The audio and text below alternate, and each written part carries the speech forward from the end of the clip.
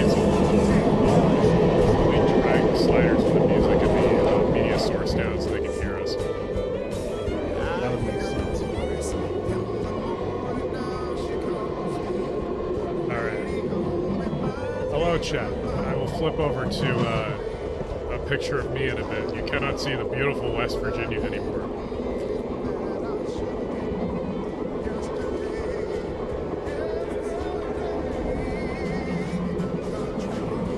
I should actually bring that up. I have more GoPro footage that's just sitting there, and I should open up that folder preemptively.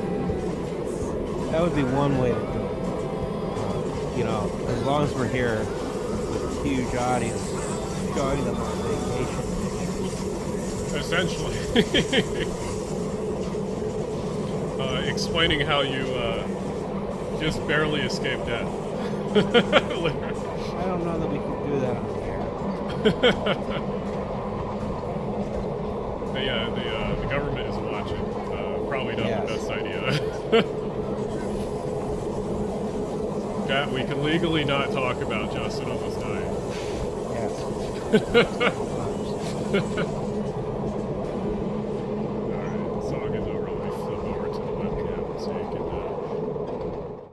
See my beautiful face. Hello, chat. Let's see. Everything, yes. With the sauna. Oh, no. Don't play that. My cat. Oh. Cat is being devious, like always. Let's see. I should pull up all the pictures and stuff like that. Have you passed White Sulphur Springs yet? Yeah, I think, yeah, that was after it, because that was the video through the new River Gorge. So, yeah, that sounds about right. You would have gone through What's It Gap by then. I forget what that's called. I think the Goshen's in there. It has a name that my Uncle Robert knew and which I forgot. Yeah, did you see the film pictures I posted? There was one of you and your uncle. Oh, I missed that. Oh, wait, no, I didn't miss it. Wait, maybe I did. Look at the group chat in the Discord. Oh, sure enough, yeah. Yes. I thought those kind of turned out fun.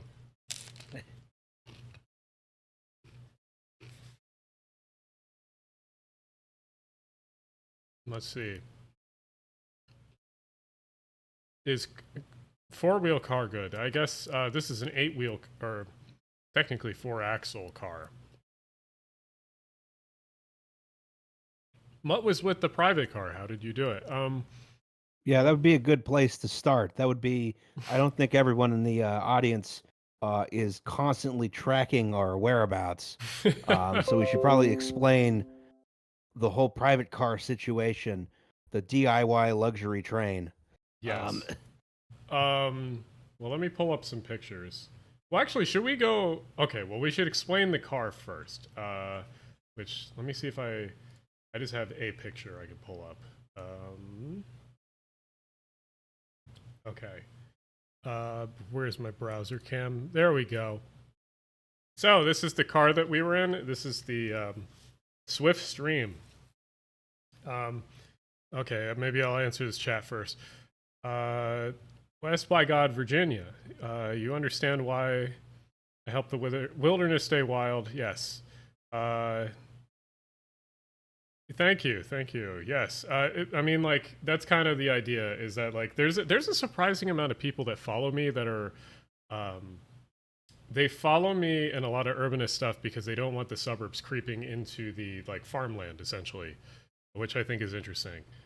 But it makes sense. It's like that, the meme with Arnold and the other guy as shaking hands, and it's like urban cores and farmers hating on the suburbs or whatever. Yes. Yeah, audio is a little bit janky. Oh, whose audio? My audio? Cuts out once in a while.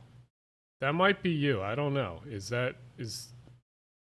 I don't know what would be causing that if that's the case. Anyway, this is the car that we rode in, which is called the Swiftstream. Notice how the number is 1989. It's been renumbered to that. So this is owned by Rail Exco, and essentially, like how private cars work is it's either they're owned by individuals or companies, and you essentially they're older cars generally, and they essentially can they're used for various things. But one of the easiest ways to move them around the country is to put them on the back of an Amtrak train, because putting them on a freight train sucks. And there's various problems with putting them on the back of a freight train, including the freight companies just completely damaging your car, which happens surprisingly often, apparently. Thanks to our very generous friend Scott from Rail Exco, who you may know from a certain episode of Well, There's Your Problem. We were able to ride a positioning move of this car from New York City all the way to St. Louis. Well, we have to say allegedly a positioning move, but actually a charter. Oh, right. Well, something like that. I said that. Yeah. Yeah. $1 changed hands. Yes. I bought everyone food. Technically, that makes it a charter. Yeah. And I cooked it for them. That makes it labor as well. We can pull up one of your cooking videos in a bit too. But yeah, this car is a Bud 1949 Bud sleeper car for the New York Central. It is this is not a 10-6 sleeper. This is something else. I don't actually know what this is called. A sleeper lounge. It's sort of designed for long distance passenger trains that were getting shorter and shorter in length. So you could have most of the long distance features in one single passenger car. So this thing has 6 sleeper rooms. It has a kitchen and it has a lounge. So you have most of the long distance train necessities contained in one car. Yes. And there are a whole big bunch of those that were built for various railroads, and they make some of the best private cars right now because, it's only one car and you want everything to happen. I'm looking currently for a picture of the lounge. I surprisingly did not take many pictures of the interior of the car. Now that I'm looking back at my pictures, I took a video, but the video I'm still working on because I needed to edit it with Scott. We did sort of a look around the car, just kind of a tour. But yes, like Rob is saying in chat, sort of a RV on rails. Yes. The main thing is that you'll find a lot of these sleepers and whatnot. People rent them out as well. They don't use them as their RV. They sort of lease them out. Just some people use them as their RV. Yes, that's generally more rare, but that is the case. But here's what the lounge looks like.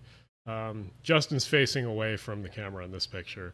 Yes. But you can see basically... You can see my Uncle Robert, though. Yes. And you can see sort of it's almost like a diner/lounge layout in here. And as you can see, our stuff is kind of all over at the moment. Not almost, it is. It is, yeah. Yeah. Yeah, kind of... Is that Scott in chat? That is Scooter in chat. I was waiting for you to notice. Okay. Hold on. He said he might join when he gets a better cell signal. Okay, that would be cool. They don't know I'm here, apparently. Well, we know now. But yeah, part of the car looks like this, where it's a lounge section, and then the other part of the car, there is normal kind of sleepers. And the sleepers are quite nice, actually. Let me go back to browser. So this is the one that I stayed in. I stayed in one of the smaller ones, technically. This is the bed folds down from the wall, or I guess this way if you're looking at the video. It folds down this way from the wall. And Justin had just avoided the metro. Hey, no, we can't talk about that. Well, apparently, if Scooter says we can talk about it, we can talk about it, apparently. We'll wait till Scooter replies to this, yeah. Yeah, anyway, the bed folds down out of the wall in this sleeper, and then there's actually one, you can see a rail right here on the top of it. The bed comes down on the rail, and there's another one. So this is a 2-bunk sleeper, and then there's actually a bathroom in the room too. Unfortunately, we're not working on this trip, but that's another part of the thing which we'll tell. But that's sort of the general overview of the car. I actually have like a blueprint somewhere of like the layout, and I can pull it up in a bit. But what was I going to say? So I guess we should go through this trip a little bit chronologically, right? Do you think that's good? A good way of presenting it? I mean, that is certainly one way of presenting it. So there we were. Well, I guess in Sunnyside Yard. Well, no, we got to start. We got to start No, before that, because I can pull up the pictures. So here, wait. This is true. So yeah, we took, of course, it's the Northeast Corridor. So we took a Keystone the day before up to New York City, and Scott had a little surprise for us, or I guess more convenient thing that just happened to happen, which is he had a friend that was coming in on another private car set that was going back to Sunnyside, coming off of the Empire service, and messages me, "Hey, I have a friend coming out of these private cars. You should meet them in Penn so you can just get a ride over to Sunnyside," because we were just originally going to take the subway over, which is what you would think to do. Yes. Anyway, we're sort of waiting. I had a whole kitchen in my suitcase. Yeah. Well, explain what you packed. What did I pack? So we had, what did we have? I had my big cast iron pan. I had my nice Japanese chef's knife. I had a paring knife. I had 2 pairs of tongs, a bench scraper, which I forget where that went. We had a huge aluminum pot that June and I had bought at the Chinese store.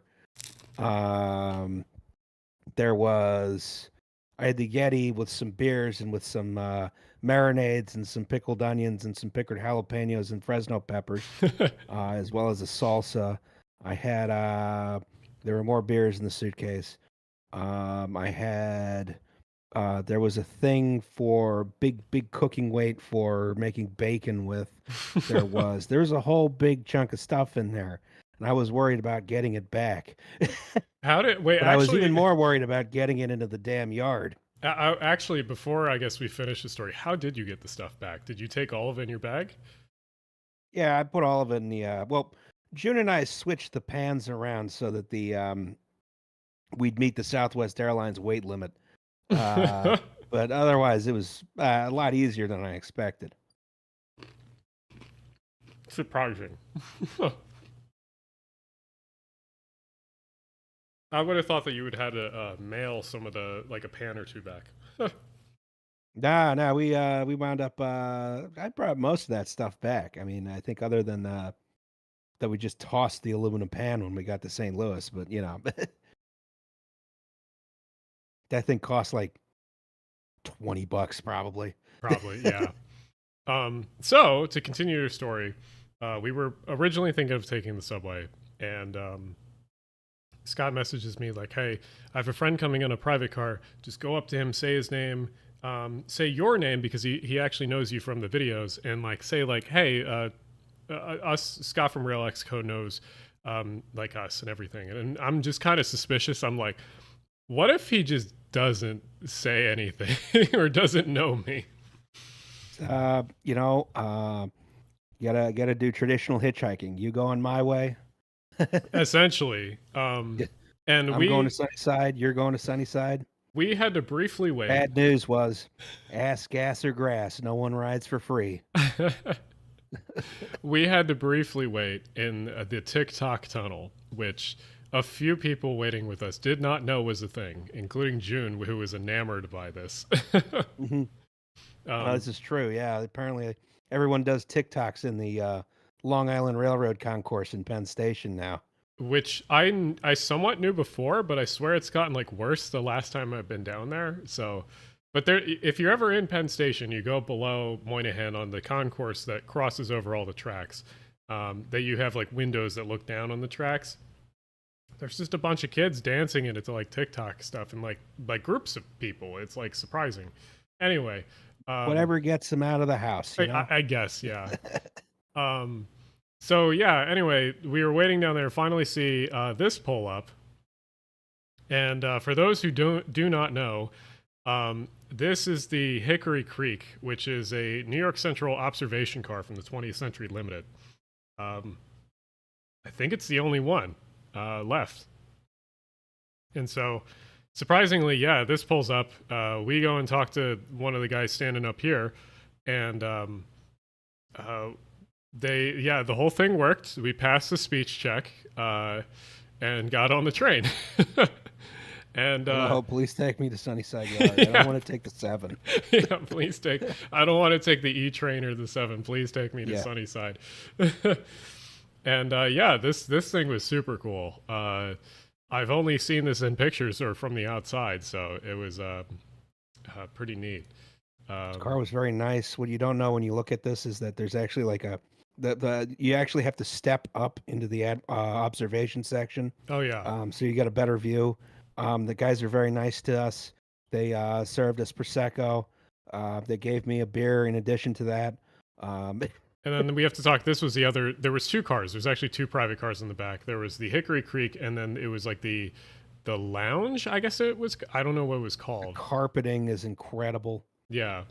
So it was a gorgeous car. It was amazing to be in.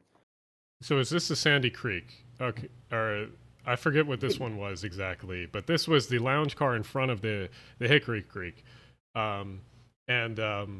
This one was cool. Here's a video of Roz and Miles and June talking to Kevin here. Everyone with their, I turn around stupidly, but everyone has, Kevin gave us here some champagne, which was like surprising because I was just like, oh, we're just getting a ride. And he's like, I don't know, let me give you this. It's like a long trip to Sunnyside Yard. So you need fortification for the journey ahead. Yeah, no, Miles was not drinking. Miles had water. So yeah, but yeah, still a very funny situation either way. Miles was only with us for the first night. Oh, Miles is in chat. Here, hold up. Let me actually make you. Where is ad? There we go. Okay. But yeah, that was. I'm forgetting. Actually, Miles, look at your Discord DMs. Oh wait, he did. Isn't Miles also streaming right now? Oh, he might be actually. Are you still doing the bus thing?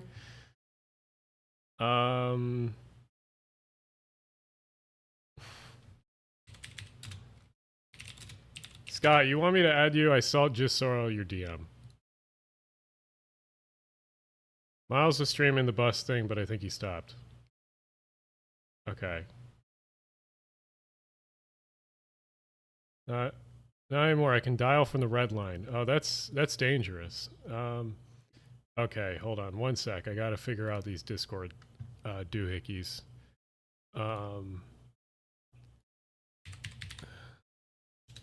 And okay, I think. Okay, well, I had recall everyone. Okay. Hello.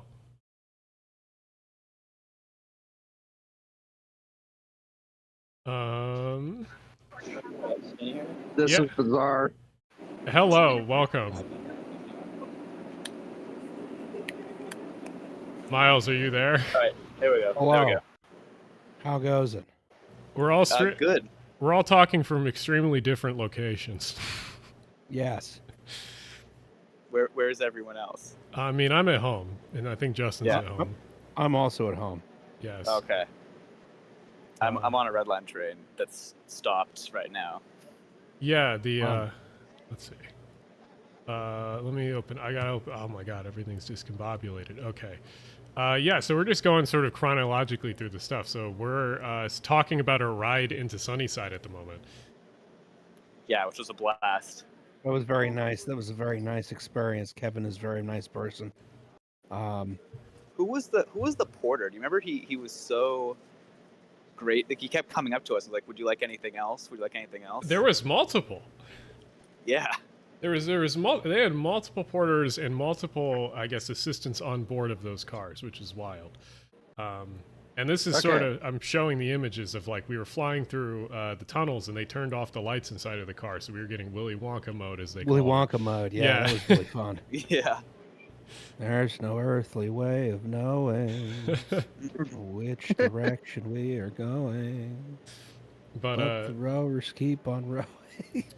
but yeah, this is we were flying through this. This is the other part of the car. I was taking a bunch of pictures of the car, not experiencing it like I probably should have.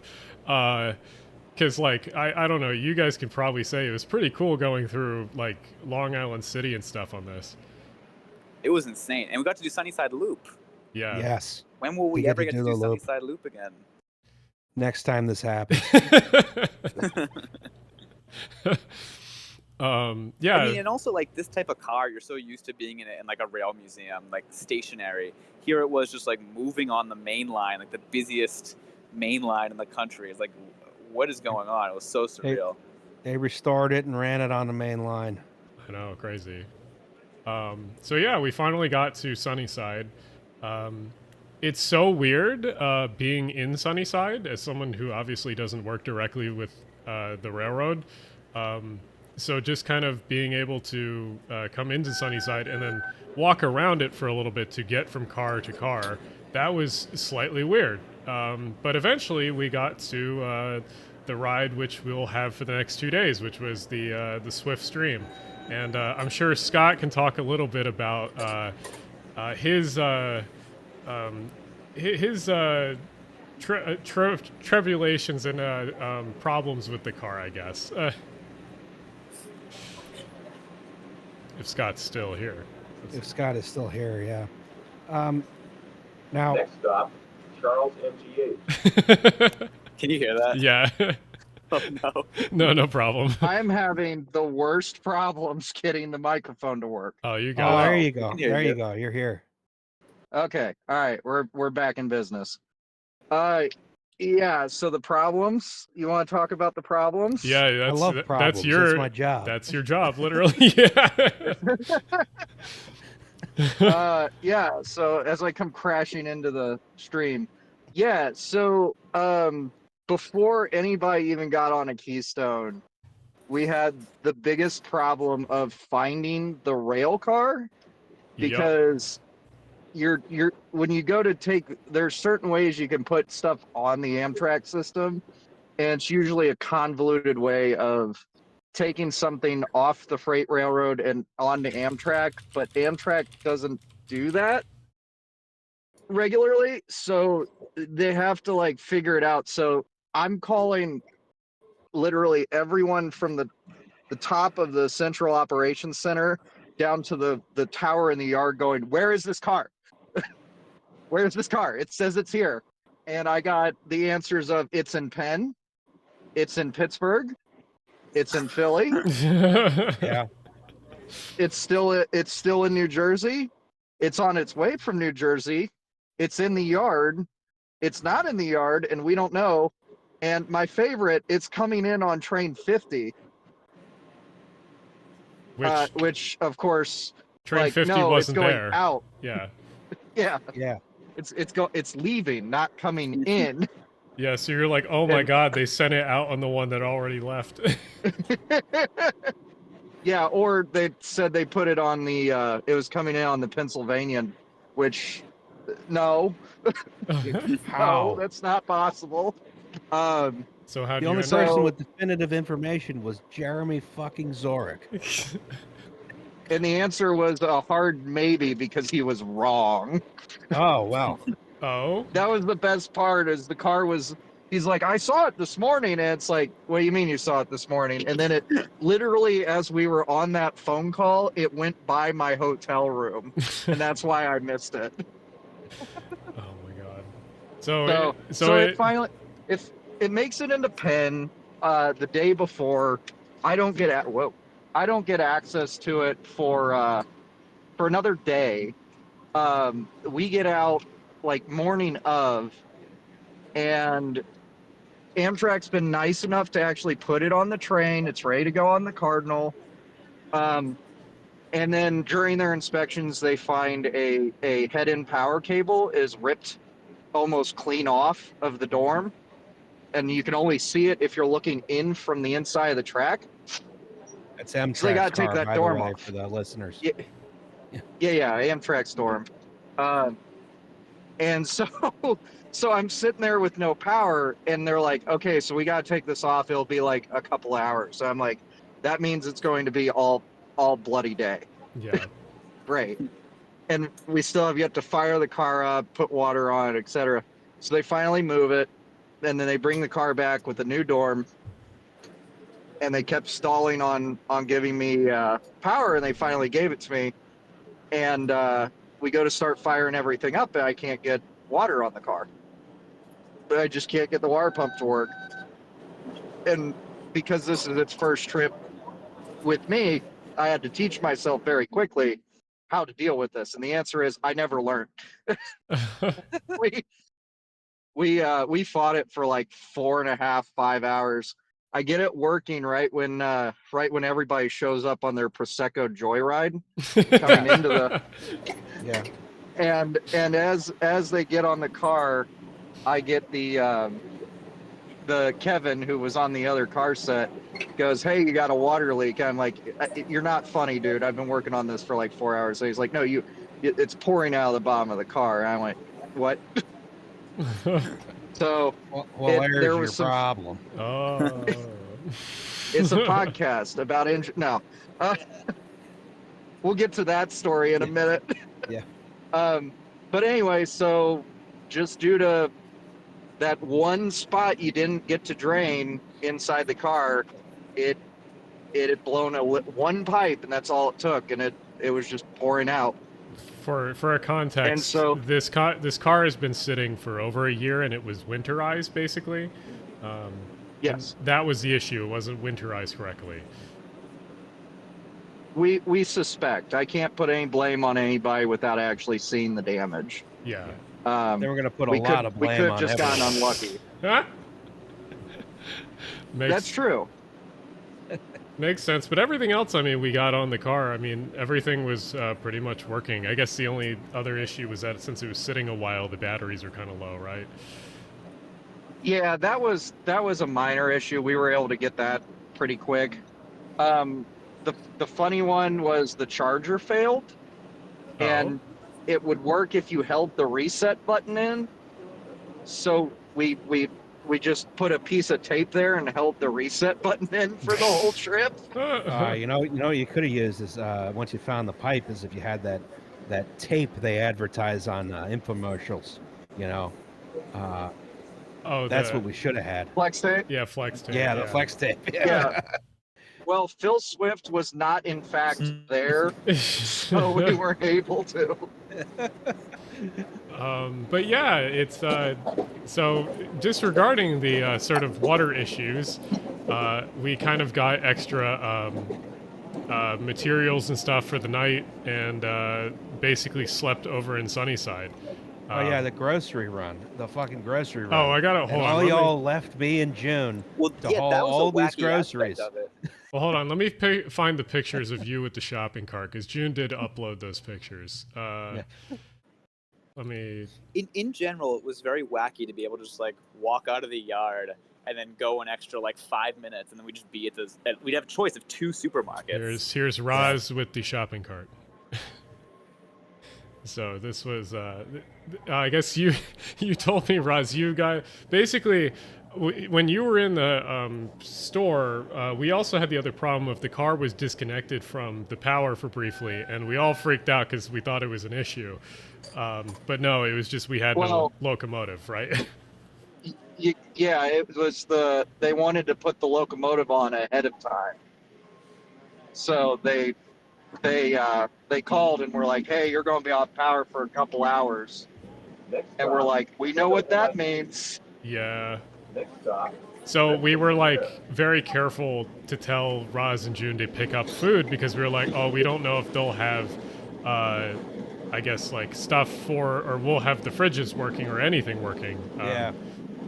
We wound up buying some ice, and you know, we rolled the dice on that. We bought $440 worth of groceries, which, all things considered, for how for that amount of time, not that No, not at all. I will say, normally for these trips, there is a chef included, which is also the car attendant. Yeah. Because this was just a deadhead, I was like, let's just get some pizzas and go. But June and Roz that took it upon themselves to be masochists and try and Yeah. cook on this thing. I really enjoyed cooking on this thing. I'm also a masochist though. Let's see. So Well, let me. So I guess that was the other thing. Let me see. I didn't have any good pictures of the kitchen, but I'll Just have to, FYI, if I don't respond, it's because I'm driving to yet another fun work location.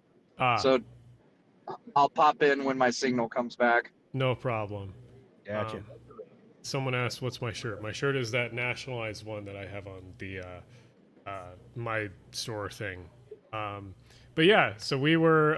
Let me go back to the pictures. So yeah, we essentially got to stay overnight in Sunnyside, which was a unique experience to say the least. I think Miles, you Sunnyside probably Yard is the wild, wild west. it really is. That place. I mean, oh my God, they drive the trains so fast.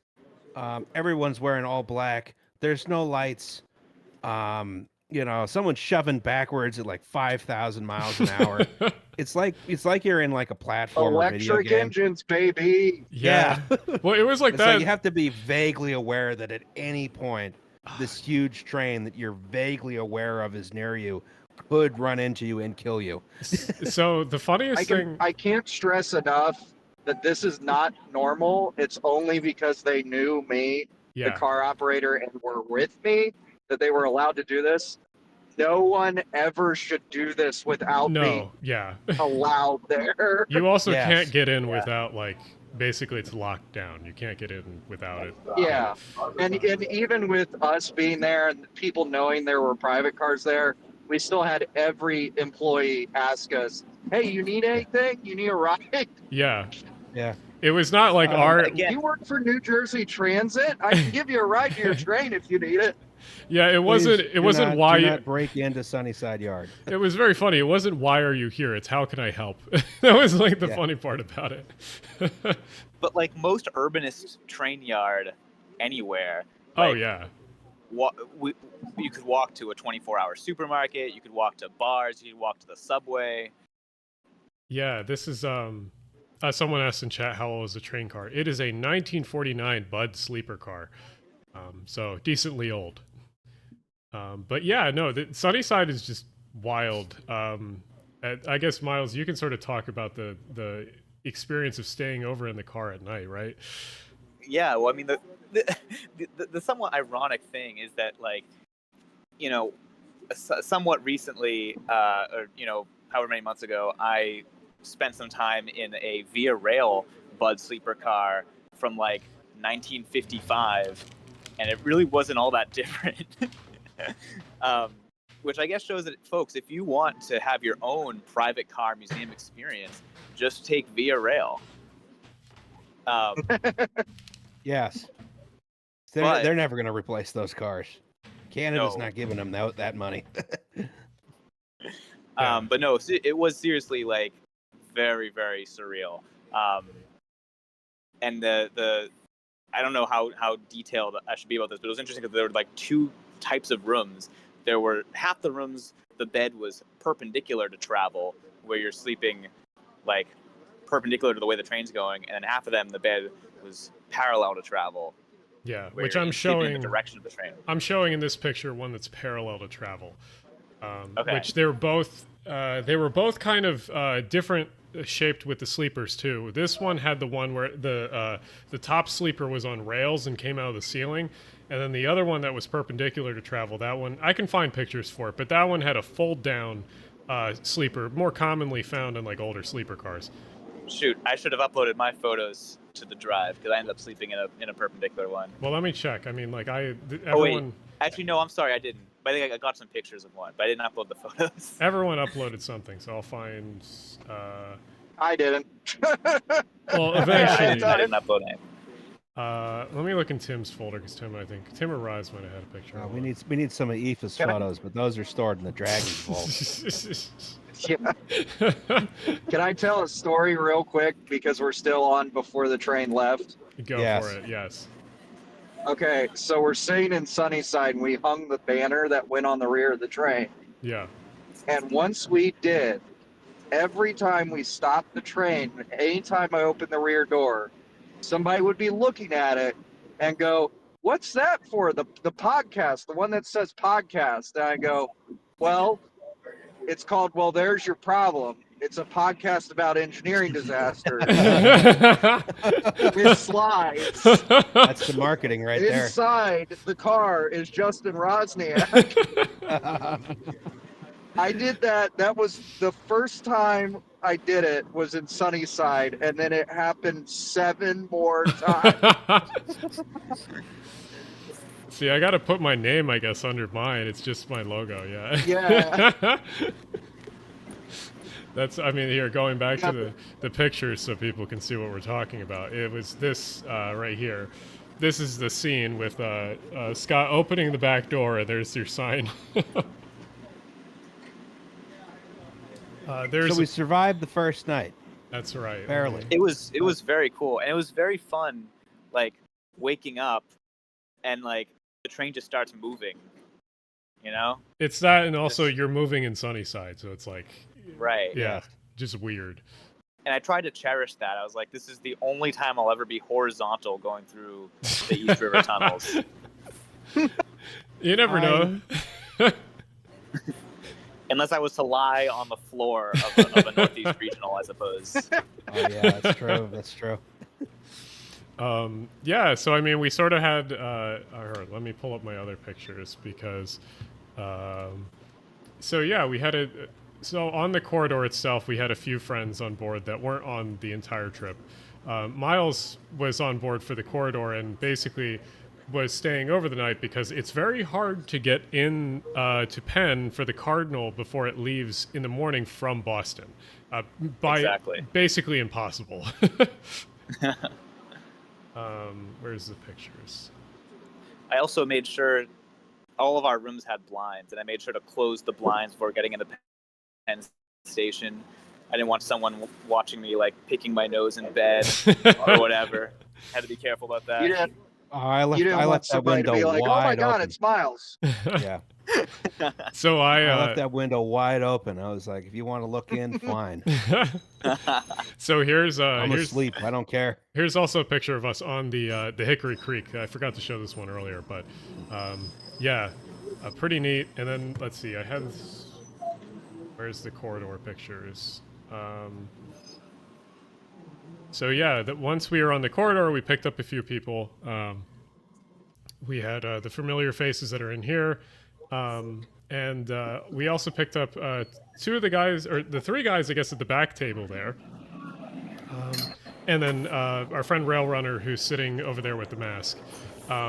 So yeah, we had a kind of fun group on the corridor. Unfortunately, the car couldn't hold too many people, so we couldn't invite too many people on the corridor. But I guess maybe next time there will be a different group or something. I don't want to cook for that many people. I'll cook next time. I could cook on the corridor. I won't cook off the corridor. The corridor was by far the hardest spot. Well, yeah, for Everything else was one fine. reason specifically, but yeah. I guess Scott, is it fine if Justin talks about how he had a fleeting moment there? Just make sure you make it clear that the story you are about to hear is exaggerated slightly. Yeah. Yes.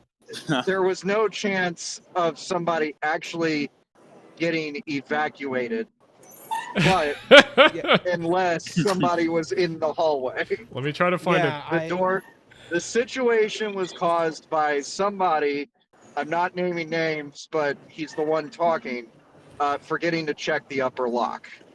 So yeah, this car has a porter's door in the middle. Yeah, well, The porter's door is how we loaded the groceries in. It goes directly. It's in the middle of the car. It goes directly into the kitchen. Here's a picture of it so right here. That's the porter door. I noticed that morning when I woke up, feeling absolutely like garbage. It seemed like there was a little air gap there that should not have been there. And so, essentially, I'm there in the kitchen. I'm making the frittata for the morning. I'm making breakfast for everyone. Wait, I I made got a a, big I got a frittata. video of you making the frittata, I think. Hold on, let me find it. I think it's under June's folder. I always would look forward to, after I got off yeah, the train, a lot of the updates I would see would just be like Raw's videos of whatever he was. Oh no, cooking this is and this is the chicken, but I'll show this one anyway. Oh, this is a good one. Yeah, Assuming the audio comes through. I'll turn it up. Oh, it's not that one. It's the other one I was thinking. On the slope bed, but on a train. But yeah, this was the kitchen on board. Oh, but you can see there's the porter door right there. That's the door. So The door in question. yeah, I So already made the joke. I'm making the frittata in the morning, and this thing. So we're going about 110 miles an hour. There's Nacella on the next track going about 125 miles an hour. I'm in the kitchen, and that door just swings wide open. and I was like, I'm going to die. And then Raya closed the door. Raya closed the door like instantly. yeah, yeah. She was fast So, with that. Yeah, Justin got Metro linered. I did On the get that corridor. liner. Yes, I experienced. I mean, it would have been worse if the glass broke and it all went in my face and then lacerated me, because then I wouldn't be able to cook anymore. Yeah. Also, in chat, I will talk about the CRR cars later. Those are a whole different conversation. But yes, they're not good. But yeah, so we had the cooking, which I was trying to find. There's definitely another video of you somewhere. The frittata would have turned out a lot better if we had water, just because I would have been able to do the hash browns properly. This is true. I tried. Yeah. I That really one- tried. How much do we want to talk about the toilet situation? Well, let's walk down to the minimally. next car. Yeah. Walk we had down that to the one. next car. We don't talk about that one. Yeah. Oh, okay, we don't talk about that. The crew was very nice. We'll say that. So we never had an Yeah. issue. But Yep. essentially, since the water wasn't working, we had some issues with the toilets. Essentially, We had some The 2-gallon. toilets became porta potties. Correct. Yeah. yeah. We had some 2-gallon totes that we used for doing stuff in the kitchen. Yes.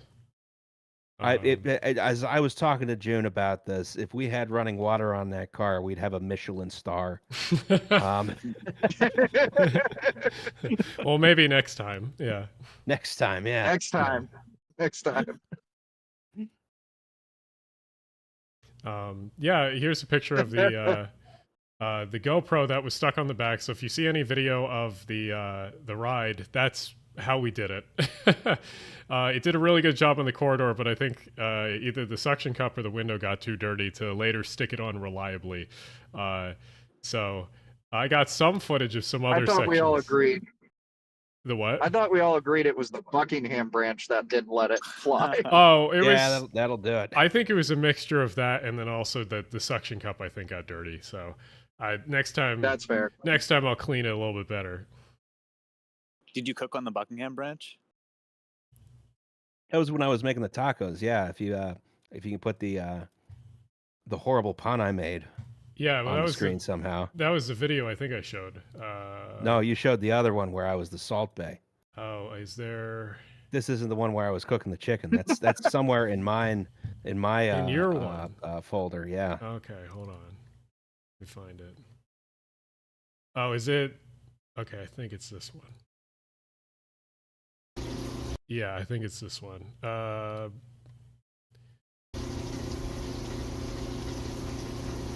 It is that one. Yes. Yeah. I'm in audio mode. Just read it to me as if I'm listening to Well There's Your Problem on my favorite podcast. It's poultry in motion. It's the Roz. You can tell the joke to Miles. I said it's poultry in motion. Yeah.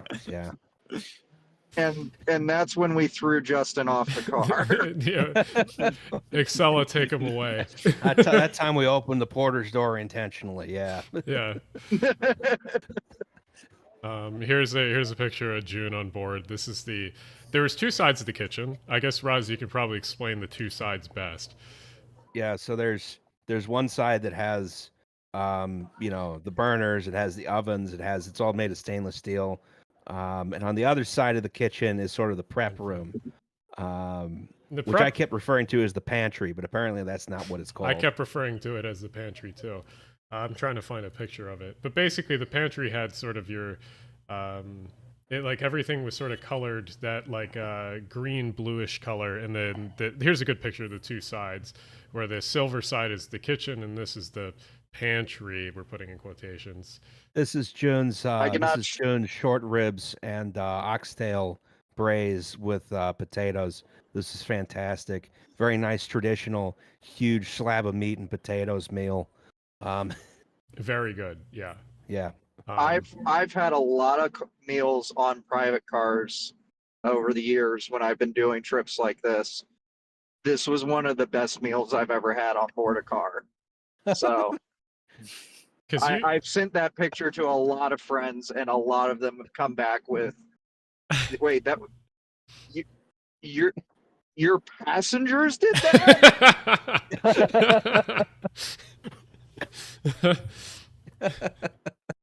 Yeah, we did without water. Tony Stark did this, or Justin Roczniak did this in a cave. Oh, this one was all June. This was June's idea. I just helped with this one. June did this in a cave. Yeah, without water. Well, let's be clear before somebody thinks we're giving ourselves listeria. We had bottled water we were using. Yes. We had the big jugs. We had bottled water. Yeah. There was hygiene existed. It could have been better, but it existed. We had the big jugs that you can, like, people buy for like sports teams and shit like that. They come in like, I don't know, were they 2-3 gallon things, whatever.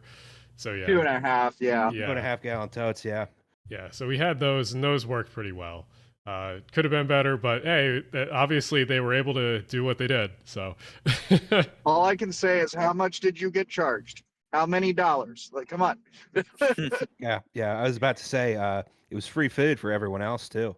This is true. Was that a crock pot that you guys did that in? No, we did. We used June and I bought a huge aluminum pan from the Chinese store. I found it. I found a picture of it. Hold on. And then this pan. Yes. And then we were just like, well, this is disposable.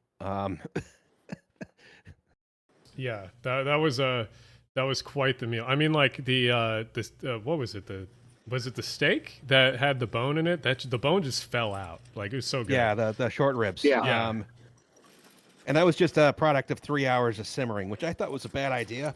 Because I thought the stuff would move around a lot more than it did. Actually, cooking in that thing was a lot easier than I thought it would be. Yeah.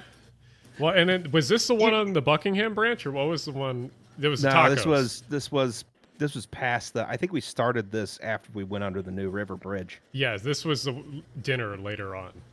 Yeah, this was dinner. Yeah, because it was simmering when we were all ogling at Montgomery. Yes. The least used Amtrak station. Well.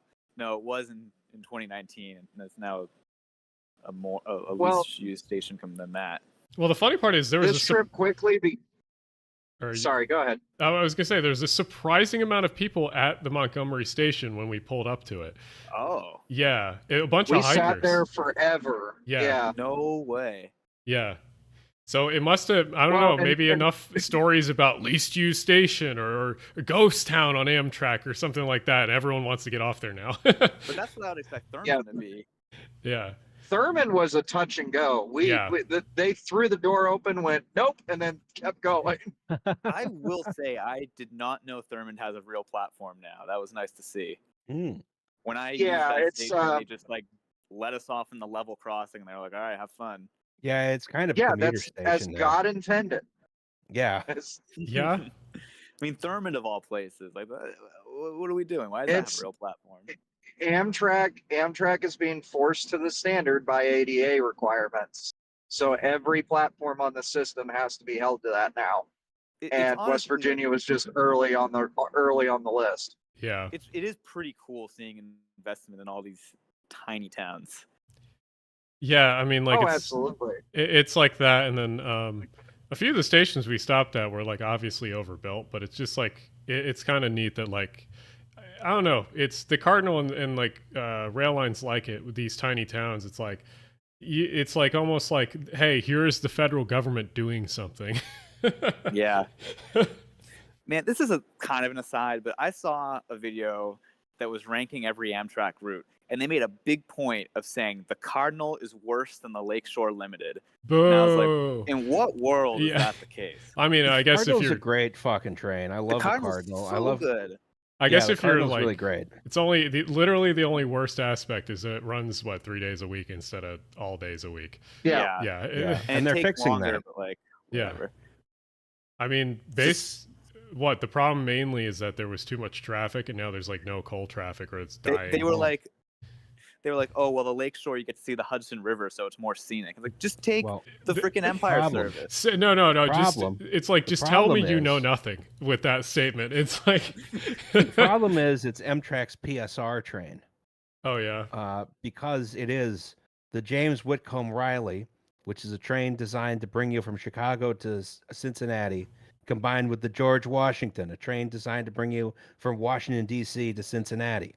As a result, it's useless for getting to Cincinnati now, but also Yes. not very good for getting from Washington to Chicago. yeah. You would have known that if you had remembered my menus. Yeah, so I never got to see actually the menus. let me pull them up because Justin actually made this whole like menu printout that was really good. Whoops. Let me go here. I gotta open it up in PDF. There we go. Let me see. So we go to browser. There we go.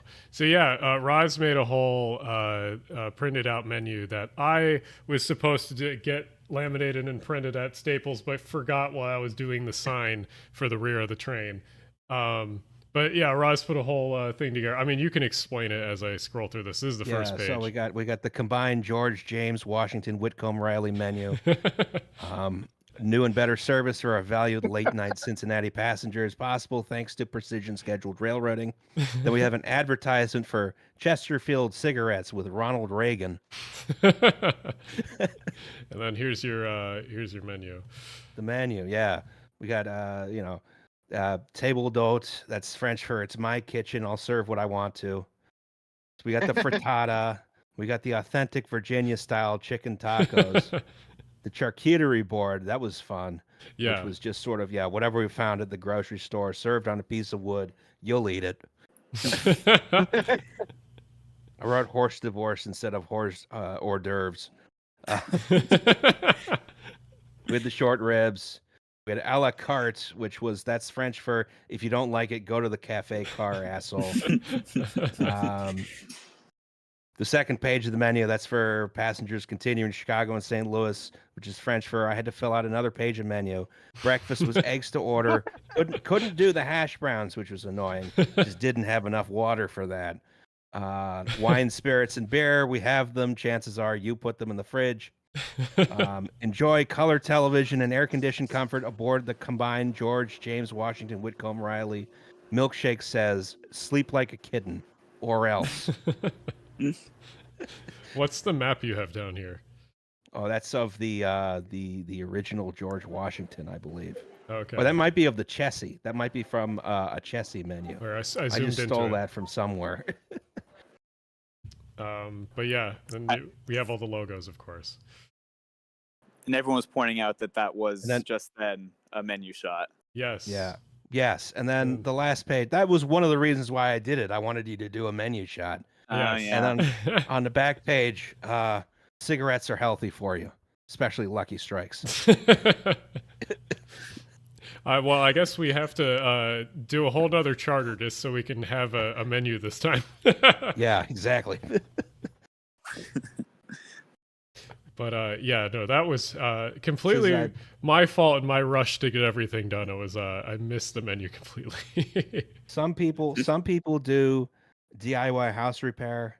Some people do DIY crafts. Some people do DIY music venue, have a house show in the basement.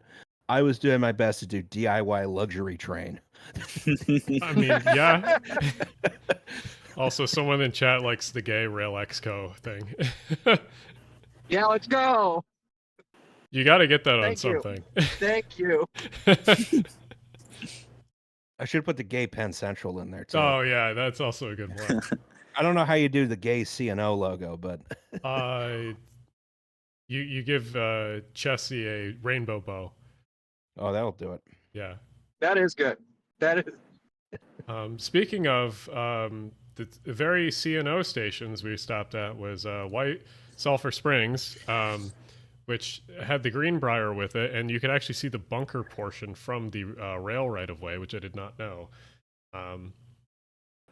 Yeah, and the tunnel that would have, if in the event of its use, there's a little shack just on the side of the station, on the, I guess, away from the platform where the private cars would normally come in back in the day, and it goes into the side of the mountain, and that's where people would get directly off the train and straight into the bunker had they have arrived by train.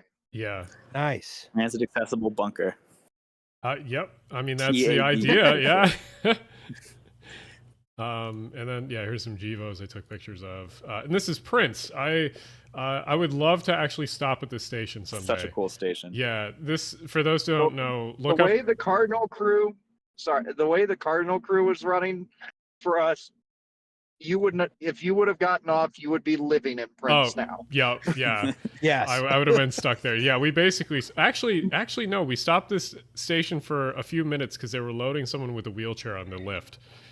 Yeah, but I mean, a few minutes is the word. Oh yeah, no, I would have been. That was Clifton Forge, right? And that was where Uncle Robert and Aunt Linda had to get off. Yeah, So especially really, me. they might have just left that person in the wheelchair otherwise.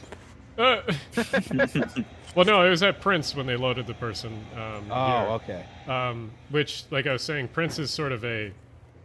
If you look up images of Prince online, it's like a super mid-century station, and it has the. It is frozen in time. It's so cool. Unbelievably frozen. And it has the Chessie logo all over it, including a picture of the Chessie cat on the floor in marble, which is super cool.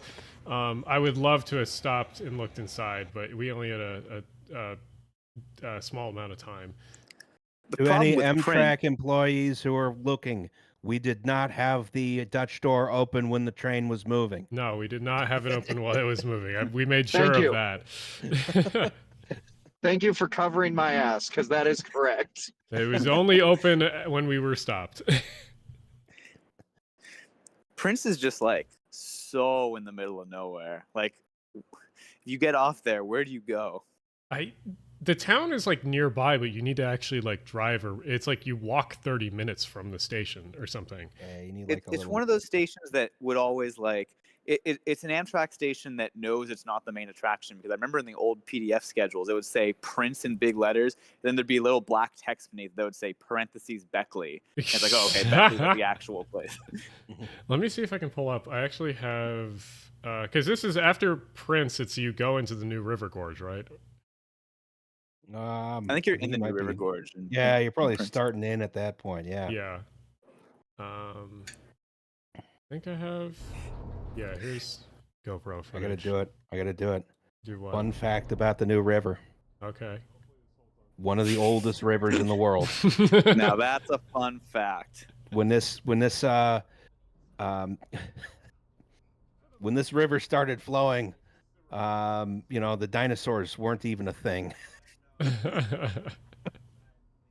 No, I would love to go on this route again and be able to put the GoPro on like at least the whole valley section, because my God, it looks so good.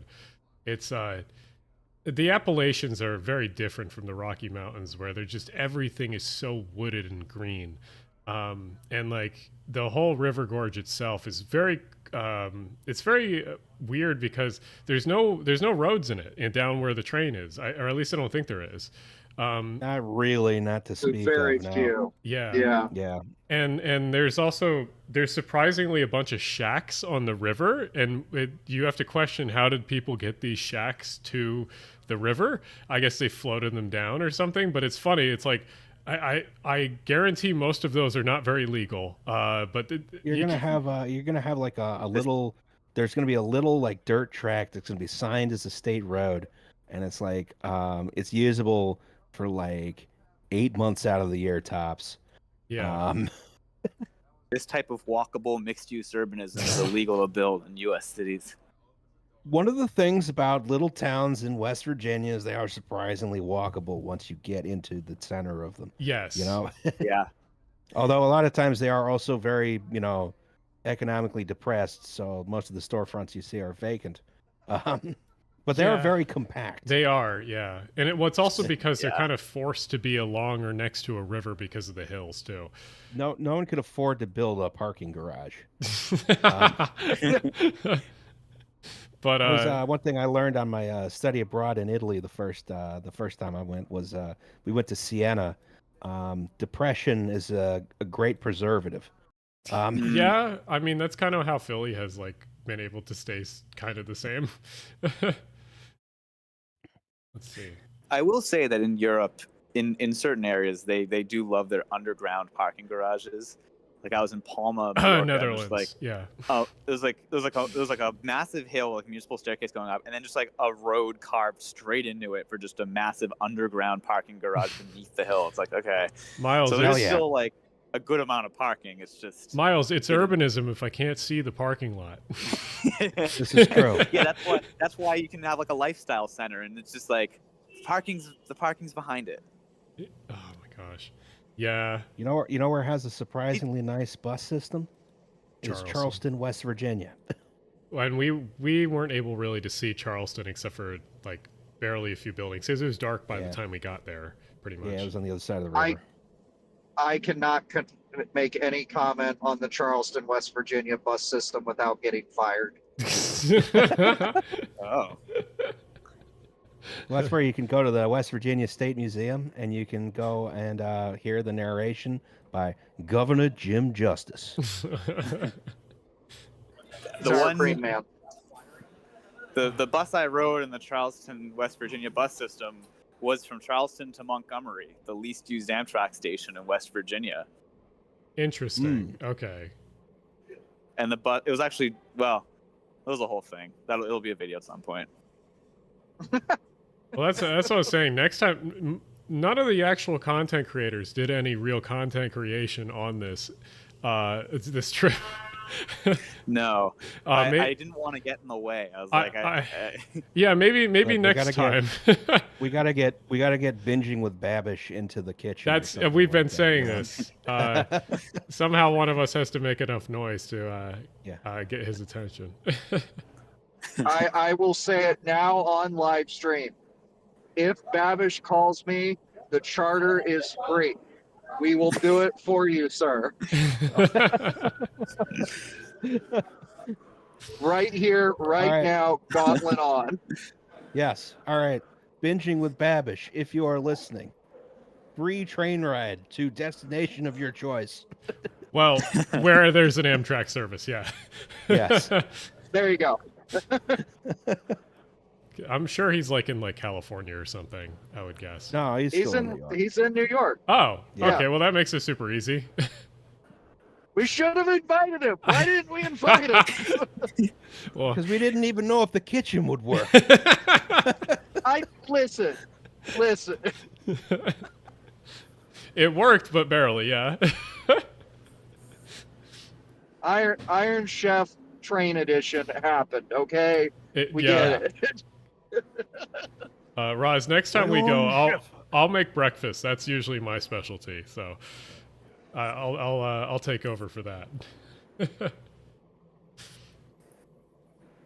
But let's see. I guess West Virginia, and then woke up in Indianapolis. Surprisingly, there was no. First we had to freak out about Cincinnati existing. Oh yeah, let me find my Yes, pictures. yes. Pictures From of that. my point of view, we're coming into Cincinnati, and again, this was Architecture Week on board the private car. So everybody's freaking out about all the churches coming in. And then I have promised them that the skyline would blow their mind. And we come around and you can see the skyline on the other side of the river. And everyone lost their fucking mind. What's Absolutely just went ballistic when they saw just, oh my God, it's so cool. It looks just like Philly. We hadn't seen real civilization since Washington D.C. So we were like, oh my God, buildings. Hold on. You're insulting my people, Alex.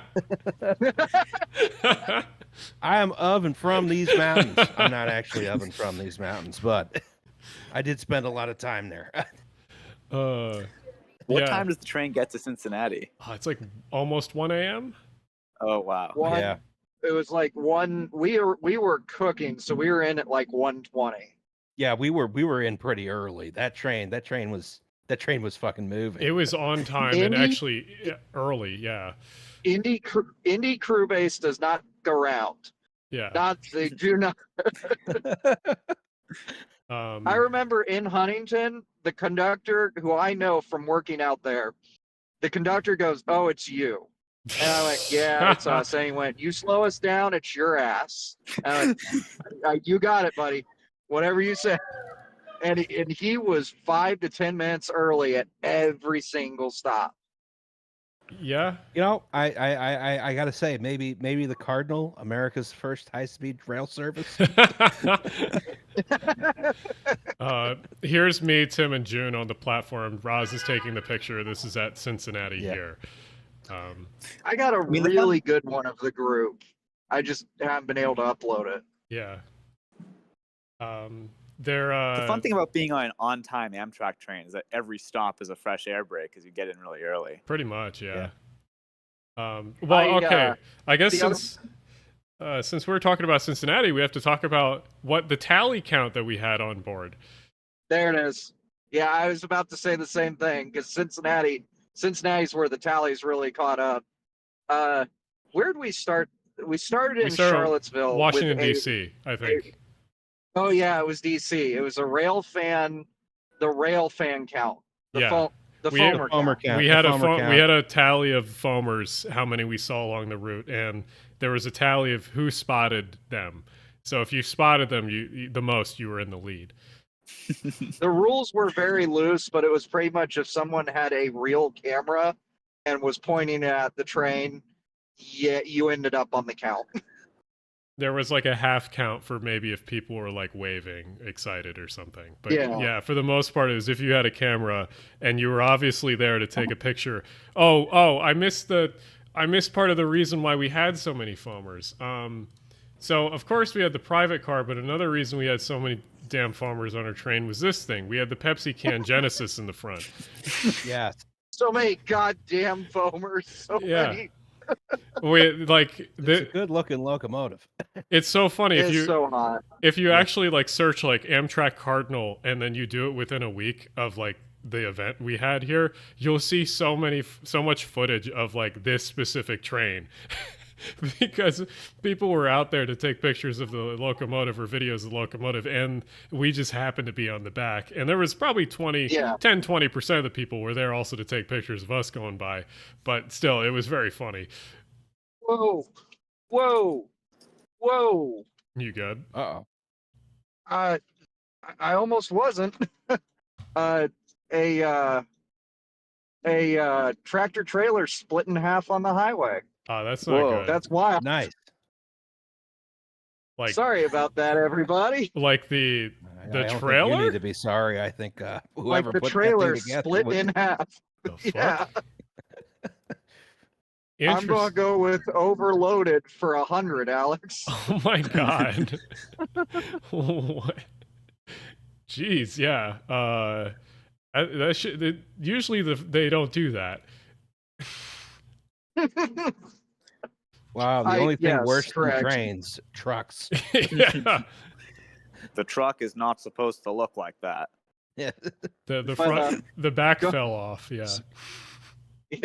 Yeah, no kidding. But yeah, going back to the foamer count in Cincinnati, we got 10. at 1:30 a.m. Yeah. and I knew about half of them. Yeah. So the funny part was, since we knew where some of them were, we had like flashlights, my phone flashlight, and Scott had one. So we'd wave them out the window at people going by when we were on camera. And also someone in chat's like, I saw the Pepsi can locomotive in LA. So I guess that's been all over. The Pepsi can. Yeah, it's been all over, but it's been on the Cardinal a bunch this last few weeks. Yeah. Right after we had it, it went right back. Yeah, I saw that video of that. But yeah, it was so funny because like even in there was like the even in like the woods of West Virginia, we saw foamers in the trees. Like, not even joking. There was out in the holler. Yeah, Way out in the holler. was, We saw the bush foamers. there was foamers like in the You trees. hear the banjo music going. Yeah, there was like a, actually you can go online and look up the video of the Cardinal, and one of the videos is like on top of a cliff in the forest facing the train. Yep. Yeah, it's so funny. And it's cool as hell. Yeah. So funny. I was a foamer. My father was a foamer. His father was a foamer. So I guess I talk about the night sleeping from I guess Cincinnati to a little past Indianapolis, at least for me. I was gonna say, I don't know what you're talking about. Well, yeah, you didn't sleep ever, but yeah. No. I mean, I slept actually pretty decently. I also did the thing where I brought an eye mask and earplugs and kind of sensory deprivated myself. I was extremely hungover for this entire trip.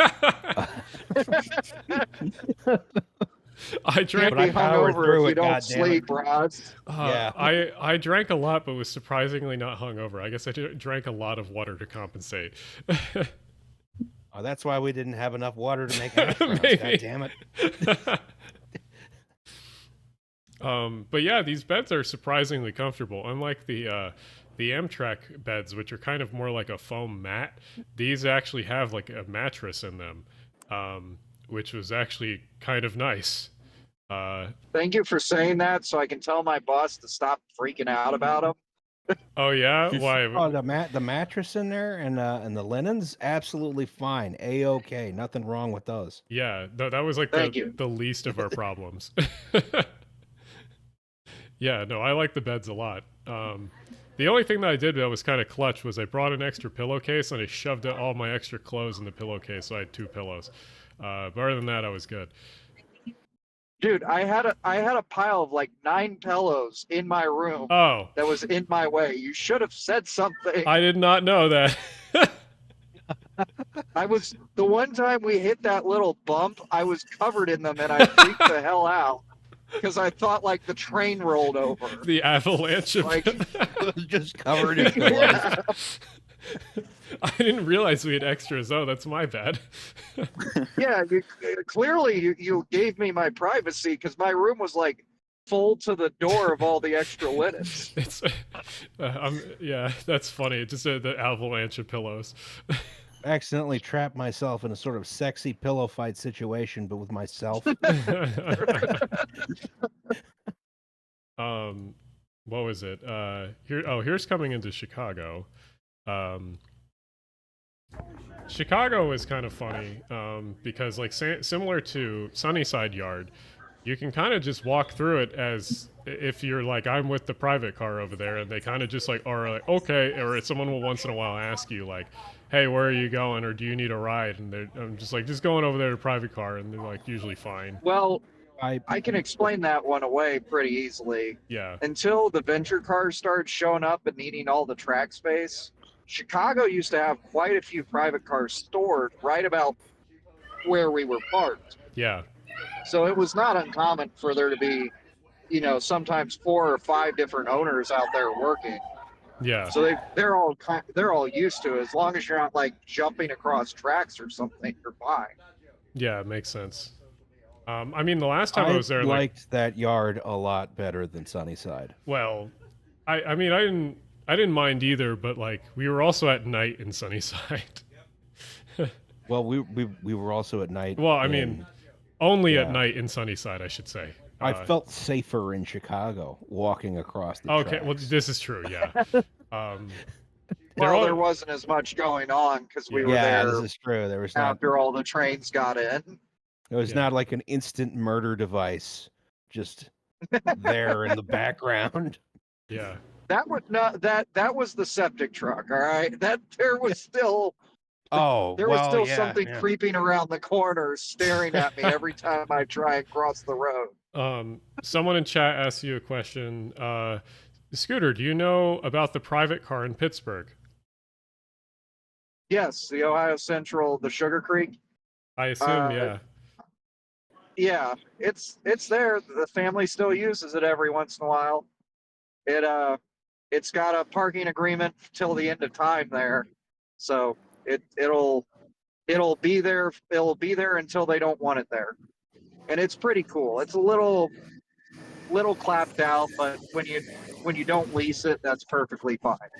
Yeah. So that doesn't move, or does that just stay there? Oh, it's still Amtrak certified, but it stays there. It's got its perk.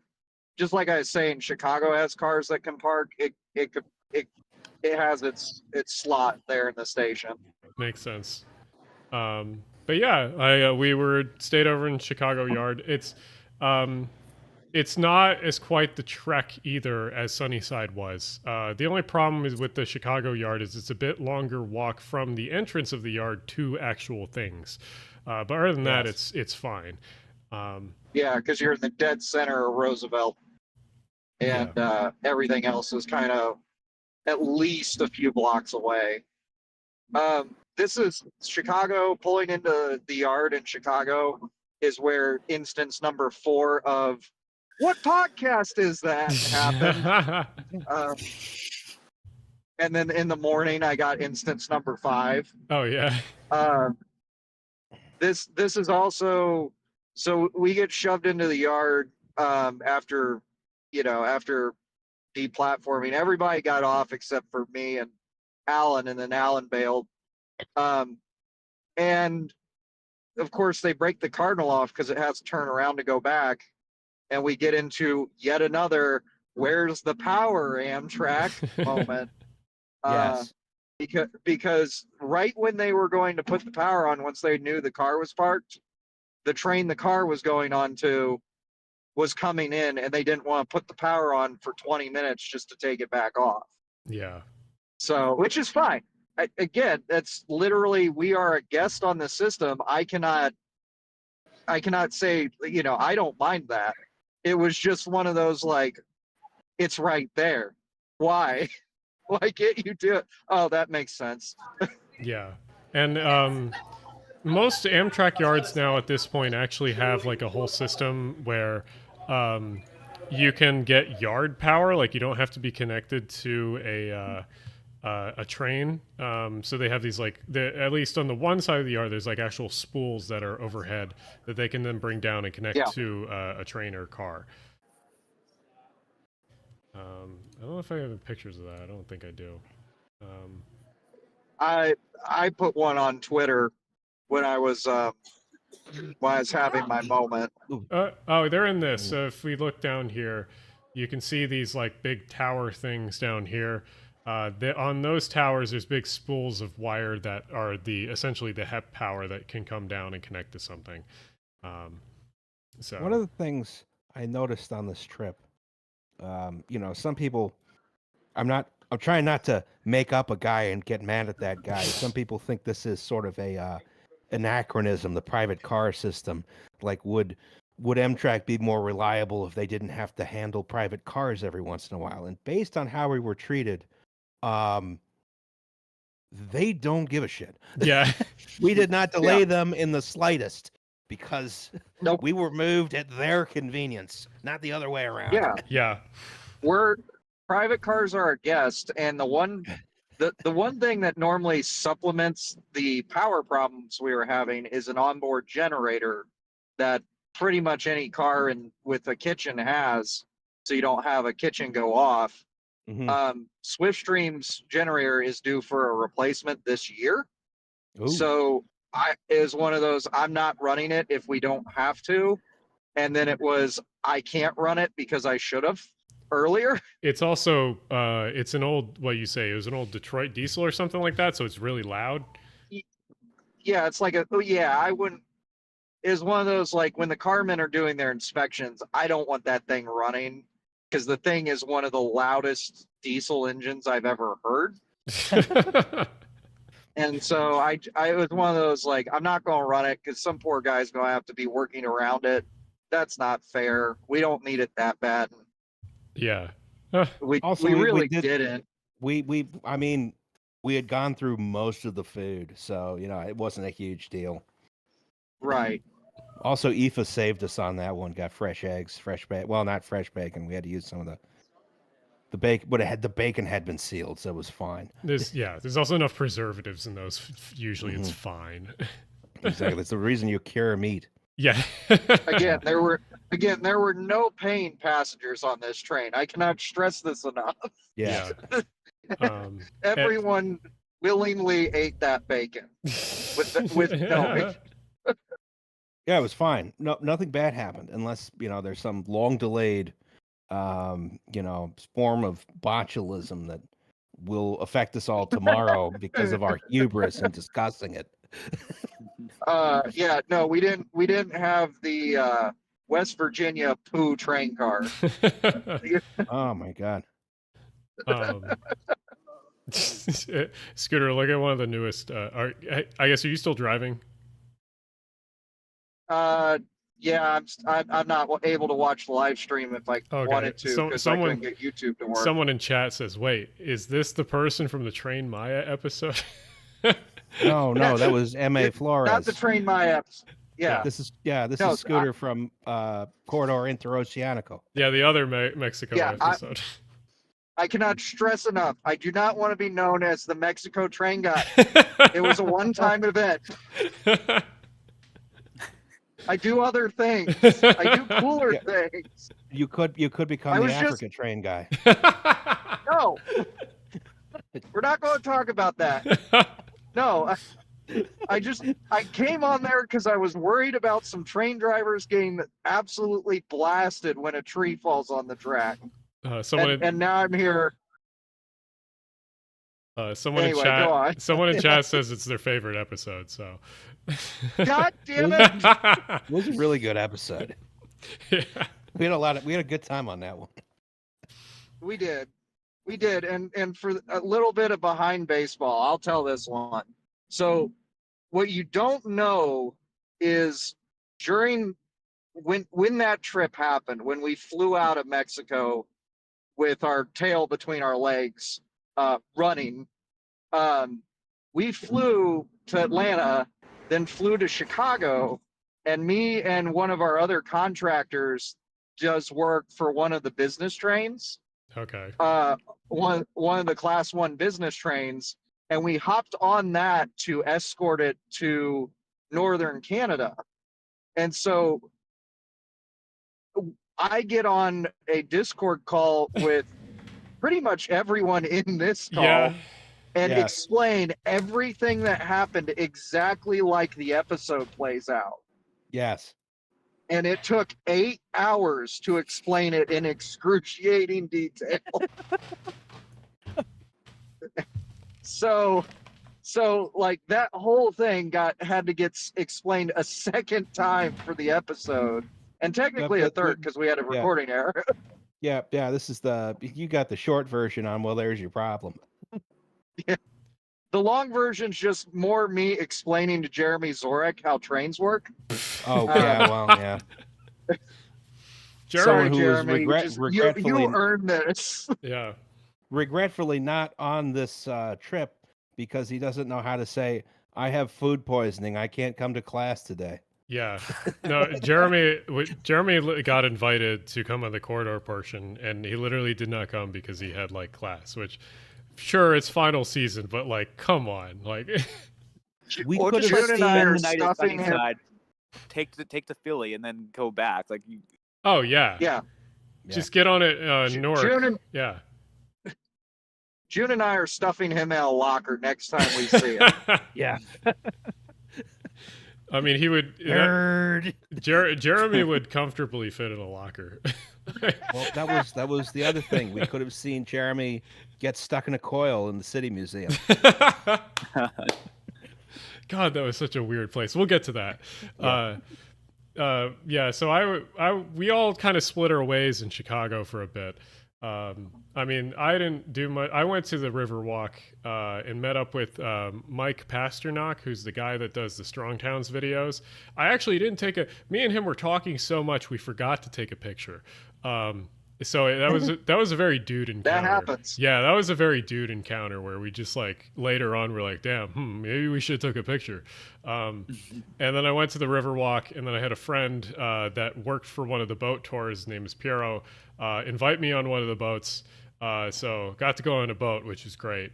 Did you get to go through the locks? No, this was just a riverboat thing. Oh, gotcha. Yeah, and like these are the taxis which go from like was the Wrigley Building down to Chinatown or whatever. Right. So kind of neat. And I had a pizza and then went back to the rail yard real quickly, and then later on in the day, I met up with some other friends that people might know in chat. As North, so you might know her from Twitter. There's Tim and his friend in the background.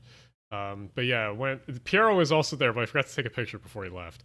But that was sort of my adventure. I guess, Justin, you had an entirely different sort of Chicago bit, right? Aoife took us into lower Wacker Drive. There's a picture somewhere. Let me find it. I was extremely hungover. I was slightly wobbly. I was having lightheaded episodes just from all the work, I suppose. And we had to walk all the damn way to the Navy Pier.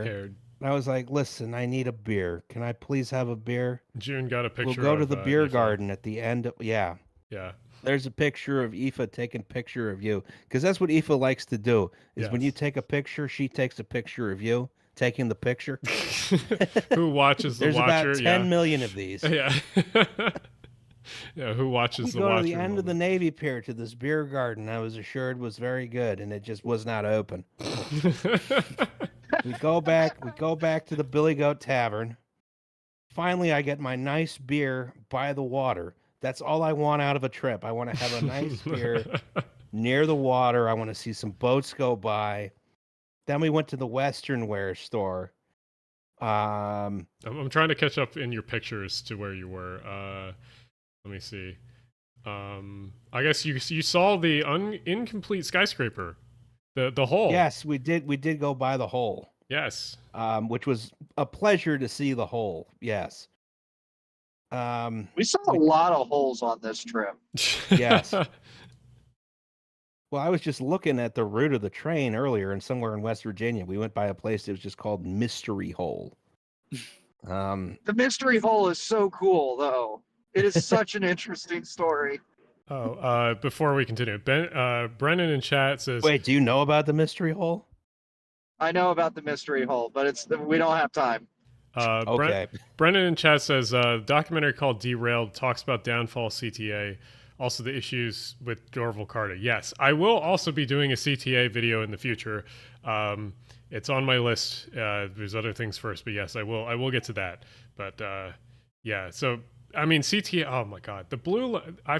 That was the thing. I went to go meet North at this one bar at Belmont, and the fucking red line had a like 22-minute headway, and when the train showed up, absolutely packed with people. And then it couldn't get much worse except for a guy hotboxing my end of the car. So it's just like, come on, like even SEPTA's better than this now. It was like frustrating. Oh my God. I think CTA is the new worst agency in the country. Yeah, I was just like, I was trying to be optimistic when I was there, but like everything was going wrong when I was riding it. The only thing that was funny was I got a guy that got him. There was a Comic-Con or some shit happening, and a guy got on my train in full chainmail and setup, and had a fucking sword on him. So I was like, well, if someone robs this train, it's over. I'm like, So yeah, that was my very short CTA experience for the day that we were there. But I guess Roz, you can continue with your little story. Oh my God, we went to the Western Wear store because Ryan needed a new belt. Yeah. Which actually, if I hadn't been in a better mood, that would have been pretty cool. But I was pretty grumpy this entire trip because I felt like I was dying. Um, what do we do? I We feel went that. That's how Yeah. I felt back at the rail car. we went to Aoife's place to charge phones. We came back. Aoife wanted to go to the burger place, and Aoife took us on a insane bus journey that involved 4 transfers to get on the CTA to go, I think, a grand total of like a mile and a half. I can't say Aoife's good. Okay, Aoife is good. There's nothing bad about Aoife because I know, but she is an insane woman and will block me. Has before. As she has before, yes. Yeah. We go to a burger. The burger place was really, really good. We'll get to the 737 ride back, I guess. Yeah, and then I don't know. We have to go back to the rail yard from the burger place on the CTA, which was a long trip. Yeah. Because Ryan needed to change her top because then we were going to go to the lesbian bar. I'm here. Hold on, The Simpsons. Let me get The Simpsons. Yeah. Lesbian bar. Just need the picture of him sitting at the table. Yeah, this is open image, new tab. Yes, this was Roz at the bar. Yeah. I was the designated grungler for the evening. Yeah, so we go all the way basically back to where we were to go to the lesbian bar, and it is incredibly loud and crowded. And everyone's like, "Actually, this sucks." I did check; there was a fire exit. That was the first thing. It was in a basement. I mean. Then we went up the street to the bar that was open until 5 a.m. Hell I yeah. finally get to experience advanced Midwest drinking culture. And I had a whole bunch of PBRs. Everyone had a nice time. Everyone liked each other. Got to meet the woman who invented the king's hand. If anyone remembers the king's hand. You might have to explain that. This is an old Twitter meme, which was someone came up with a type of food in a dream. Yeah. It came to them in a dream. The king's hand, a hand-shaped thing of cookie dough with Greek salad in it. That went viral. You got to meet her. It appeared to me in a dream. Yeah, it appeared to me in a dream. Let's see. And then Scott, what were you up to during that entire time? Classified things for like an hour and a half, and then staring at a rail car with no power. Yeah, that's. There is a great photo that Aoife took of us. Oh. Just miserable next to the railroad car, which is still in the Dragon's Hoard of photos. Yeah. Aoife, if you're watching, we need to open the vault. We got to get at least this big track. Yeah. Being spotted on track 6, we all got great shots of the car with the Sears Tower in the background. Yes. Oh yeah. I will fight you if you disagree on the name. Well, I posted or I showed that earlier. Let me show it again. Yeah, no, it's the Sears Tower. I think all of us got at least one picture. But yeah, I guess there wasn't much to do with the car until we got power back, right? Yeah, I mean, I screwed around with the water some more. I went through and did a little more cleaning, but I really just kind of stood there and. At that point, you're just checked out. I wouldn't say. I was going to say I wouldn't say relaxed, but like caught my breath before the next leg. Yeah. I think you guys walked up while I was literally staring at the ground, sitting on the stairs. Yes. Yes. Yes. Yes. It's just one of those things. You know, it's riding on a train is not exactly relaxing when you're regularly up and down. And it's just like being on a boat. It's tiring because you're going back and forth, up and down. Your body's trying to stay, you know, gyroscopically stable, for lack of a better term. Yeah. And it wears you out. And, you know, everybody else had been doing their own thing, but I had been walking up and down the car, you know, doing all this like onboarding stuff for the whole night. So it was just kind of like, oh, thank God it stopped moving. And then we got power. Yeah. Yes. Finally, after like 14 hours, we had, and it was like, all right, let's check the fridge. Oh, 60 degrees. Toast. Not good. Someone says, but like, we risked it. I will talk Yeah. about the CTA and Metro merger in a video, but yeah, I think it will be a good thing over time to answer that question in chat. But yes, yeah, no, the fridge was dubious to say the least, I guess, when the power came back on. Yes. Yeah, at least when it came back on through the rest of the night because it was a little warm. It's definitely getting a little toasty in the car, Yeah, Yeah. yeah. but another night of drinking with cold drinks was at hand, so it Yes, was fine. exactly. We stayed up way too late. Didn't get As up you until the should. next morning. Well, I mean, I think I was it was like me and Scott were the only ones back at the car at an actual. No, it was like me, Scott, and who else? There was someone else that was back at it. No, Roz, no, Roz and yeah, I closed the bar down. Yeah, yeah, exactly. I made you look at my photos of Pietrarza. Oh yeah, Roz, Yeah. you came back earlier. I apologize for making anyone look at vacation photos. I should not do that. that was cool as hell, though. It was cool as hell. Give yourself a break. Yeah. Well, that's what we're here doing right now to 165 people, is making them look at vacation photos. Essentially. It is an educational experience for anybody that wants to do this. Yeah. Yeah. It's fine.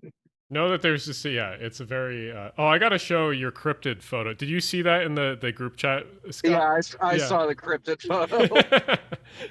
I brought a film camera on the trip, so we had a bunch of fun ones like this. So Whoa. you good? I'm good. Oh, there you go. I'll be fine. Let's see, what were the other good ones that we had? Yeah, no, the film camera was fun to bring. Let's see. Yeah, Miles, I'm sure you saw them already, right? Sorry, surprised me. Yeah, I quite liked them. Yeah, I wish the worst part was I got home, or I got to St. Louis, and I realized I didn't take enough on the train car like I usually Good do. to go? The Cardinal Sin. Okay. I'm so sorry. You're good. Thank you. Scott. I'm actually probably gonna hop off so I can Awesome. get some dinner Okay, without Gotcha. annoying As people. well. Oh, it's a tent tag. sounds good. It was a Well, pleasure, though. Thanks for having me on. All right, we'll see you. Bye. What was it? I muted Scott just until he's done talking to whoever. So we went. Oh, Scott talking. Can you again? hear me? Yes, now I can hear. Yeah. You. Okay. I am so sorry about that. I forgot West Virginia has a toll road. Ah. I learned the hard way. It also is cash only, which is horseshit in Wow. the year of our Lord 2024. Yes, I was about to say. So there we were, going to St. Louis, Yes. fabulous St. Louis, Missouri. Hold on, let me get the. Yeah, let me get the actual thing of moving on our way to St. Louis. I mean, like, I slept through the morning because I was being lazy. So I slept through the morning because I didn't want anyone to. I didn't want to perceive anything. I didn't sleep through the morning because we went to bed at like 2:30, 3, Yeah. and the crew came in at 3:45 to make sure they could get through the car so they could do their shove. And then at 4:15, I had somebody pounding on my door to be like, Oh, "It needs to get on." And I went, "Dude, it's 4 o'clock. No, we're good." And he's like, "Oh, okay, cool. Is the back door open?" I'm like, the other guy checked. And he went, "Oh, even better. Awesome. Thanks." Goes I back think probably the sometime back, shortly does the after shove. that, I I'm just about to fall asleep. yeah. oh, keep going. I may have caused this problem. I think we're losing. I'm losing signal. Oh no, Oh. you're coming back now. It's gonna be pretty bad. I'm in that part of West Virginia. Makes sense. You hear the banjo music. Right back to where we Yeah. started. I Someone woke said, up at like 4:20 in the morning or so, yeah. and was like, I need to take a middle of the night shit. And so I was just like, I'm going back to the cafe car, and I'm going to get over my social anxiety so I can take a shit. And I just walked through the cafe car. I said hello to the guy there, and I just went straight for the bathroom, did my business, and I came back and I was like, I apologize. The water's unhappy in our car. Yeah. Yeah, it's when the crew went through, he knocked again to say like, "Thanks for that, man. Nobody's ever that nice." And I'm like, "You are the nicest conductor I've ever talked to." On But the also, please leave. on what? This I was want to go. I want to go to bed. this was before Shoving the... into the station. Yeah. Oh, gotcha. Okay. Well, you actually had a good time with the tower and the crew there too. Yeah. No, everybody at Amtrak was awesome. Like absolutely awesome. Except for letting Aoife and Will on the car, apparently.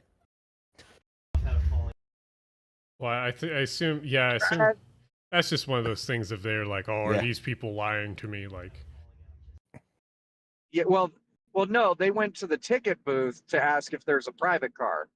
oh, The ticket booth doesn't give a flying Yeah, they have blank no about idea, private yeah. cars. that explains a Yeah. lot, And then- actually. And two, more importantly, I never gave them the list showing that we were in because I didn't need to. Yeah. We were parked on a track where you didn't have gate agents. You just walked. So, like- over, There you go, yeah. And I put in the chat like 4 times, just come down to the track. Just come down.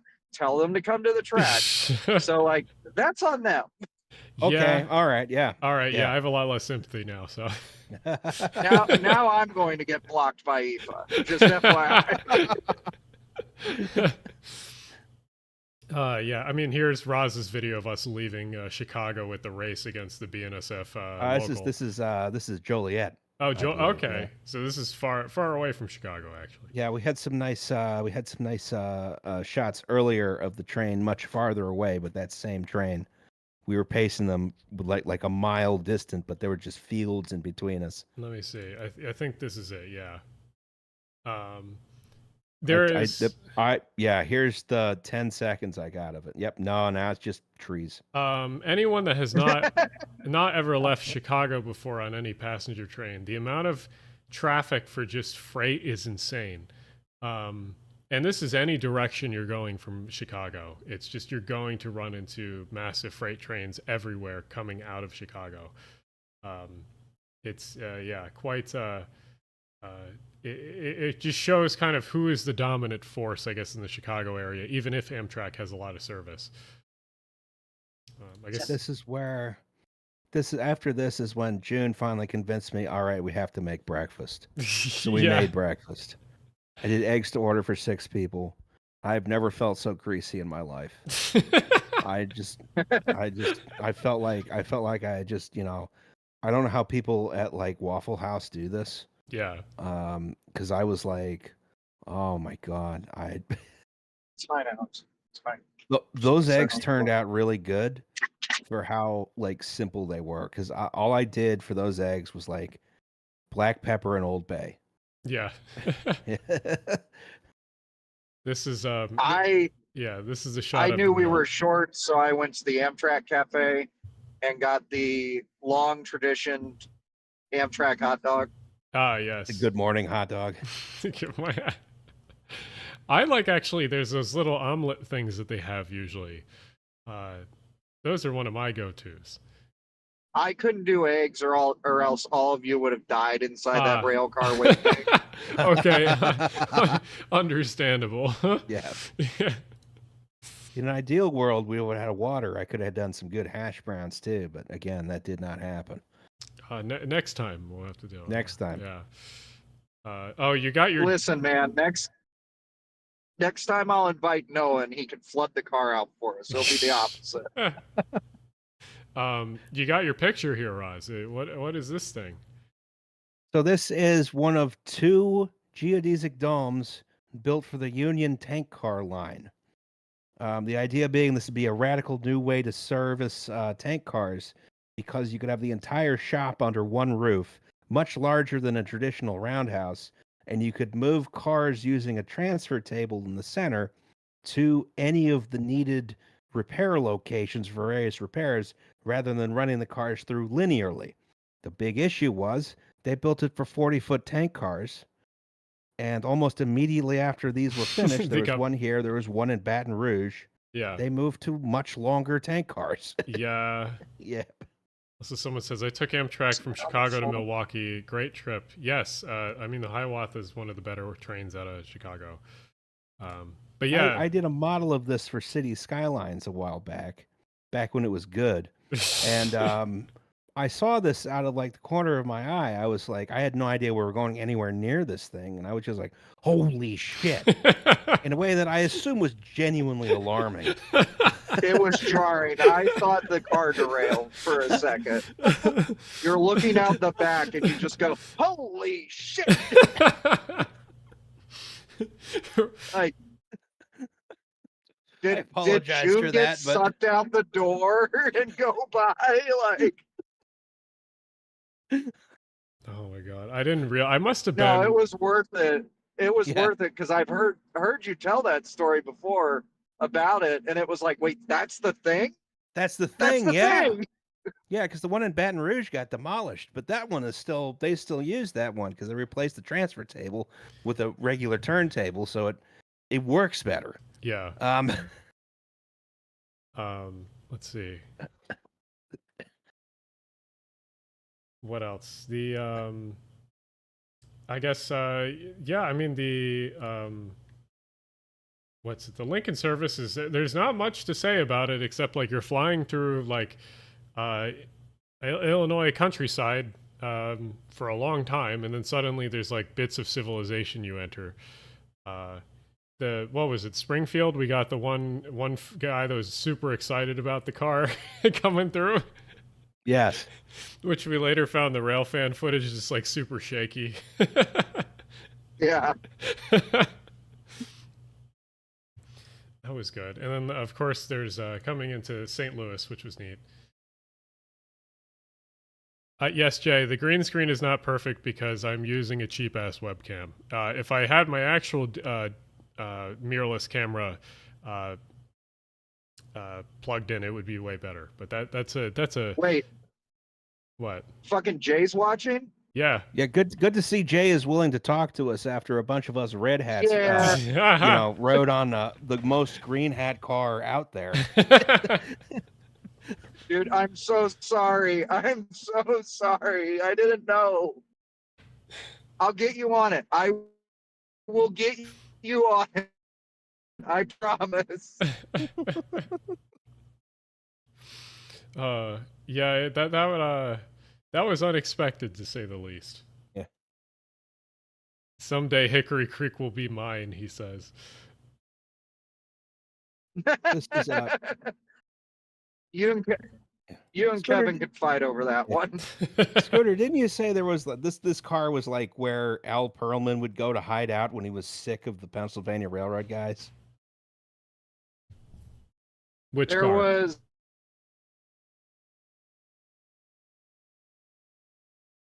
Oh, Uh, I think you dropped do out. we? Do the- we? Oh, oh, come on. oh, Oh, you're back now. Now back. Possibly now gone again. West Virginia, wild and wonderful.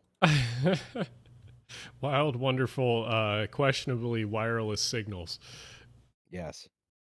Yeah, I know St. Louis was cool. I didn't have too many expectations for the city, but like I really, really liked St. Louis. I liked it a lot, especially the south neighborhood that I went to. I'm forgetting the name of. It was like something Benton, I think. But The City Museum was a life-changing the experience. City Museum. Do I have many? I don't have many pictures of that actually. Because I didn't know. Like, I was so overwhelmed by that place. There wasn't many pictures I could take. You can't. It cannot be captured in pictures. So No. I have signal. Okay, there you are. I have signal while I'm by Tamarack. Yes, there was a 68 trip where Perlman was on an inspection train. I have pictures of with him in the Swift Stream, and the stories I've been told was he had his own business car, and he said, I'm going back to the Swift Stream to get away from all these idiots."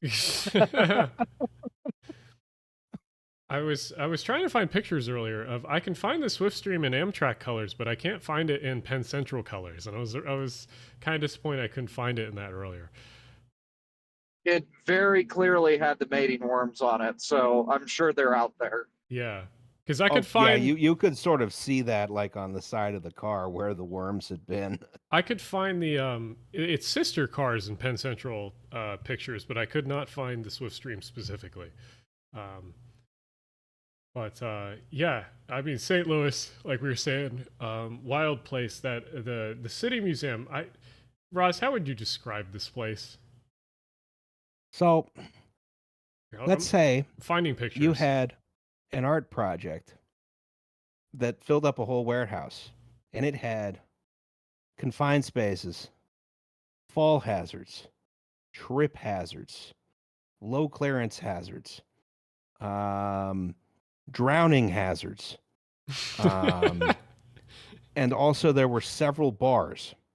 Yeah. That's the City Museum. And it's also the coolest place in the city. Oh my God, it's the coolest place possibly anywhere. Yeah. Yeah, I mostly took I took a lot of pictures of like the terracotta and the building fragments they have in there. Yeah. There's Scooter with the frog. But the you know, this is a bizarre. Oh yeah, here's space. the airplane. I mean, yeah. Absolutely not only bizarre, insane place. all this is stuff you can climb on. And not only climb on, but in and through. But kids can just go here and go through all Yeah. this shit. And there's no like yeah. And it's all like that all that shit here that you climb through is like rebar.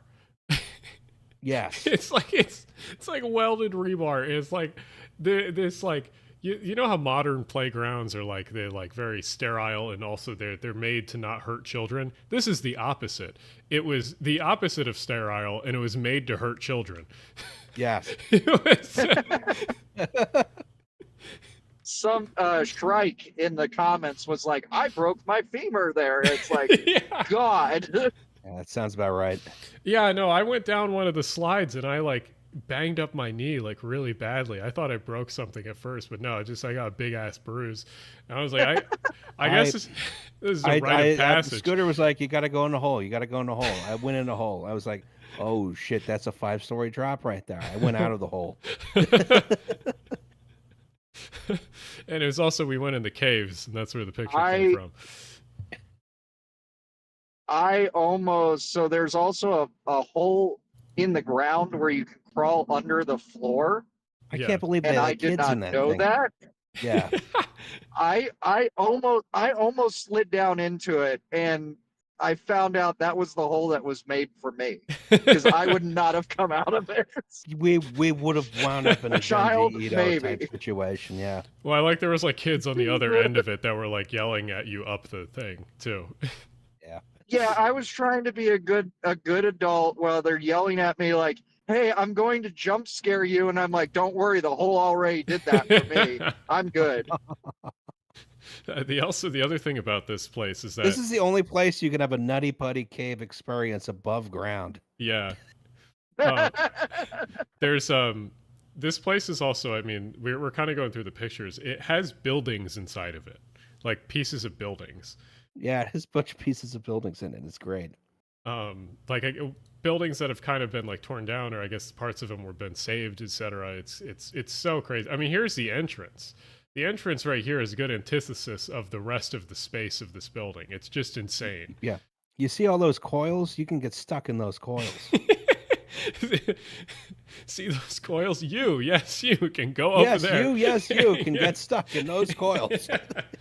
See, but those coils, like, I get that. Like, somebody gets stuck in there, you angle grind them out, right? Yeah. The hole in the floor, that is hole a in the hole floor thing. I don't know how underneath you the get floor. How do you get people? Sorry, you live here now.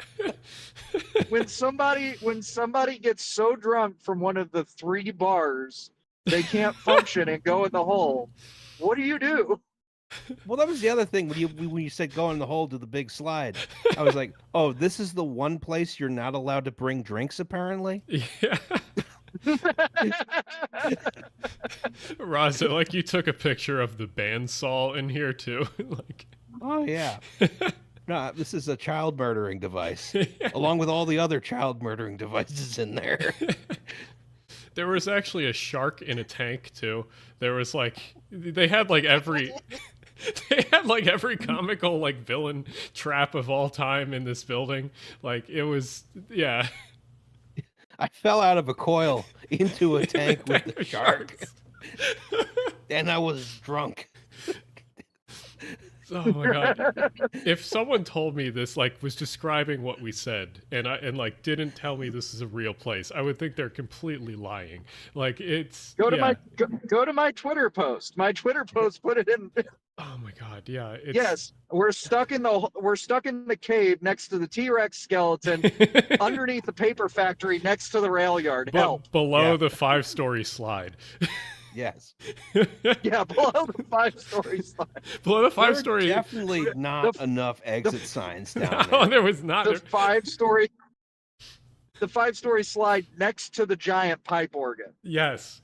The slide that was made of steel panels and rebar, and that if you went too fast, you'd bang your knee on the rebar. Insane. And was it awesome? Yes. Was it fucking awesome? Yeah. Thank you. Oh, it's an incredible experience. I'm so glad I got to go there. It's just the thing is with that place is that like you can't spend enough time there to actually see everything. There's just so much stuff. Next time we go, hopefully we get tickets for the roof. Yes. There was a bus on the roof. Well, I want to say someone I talked to has gotten stuck in the fighter jet on the outside. This doesn't surprise me.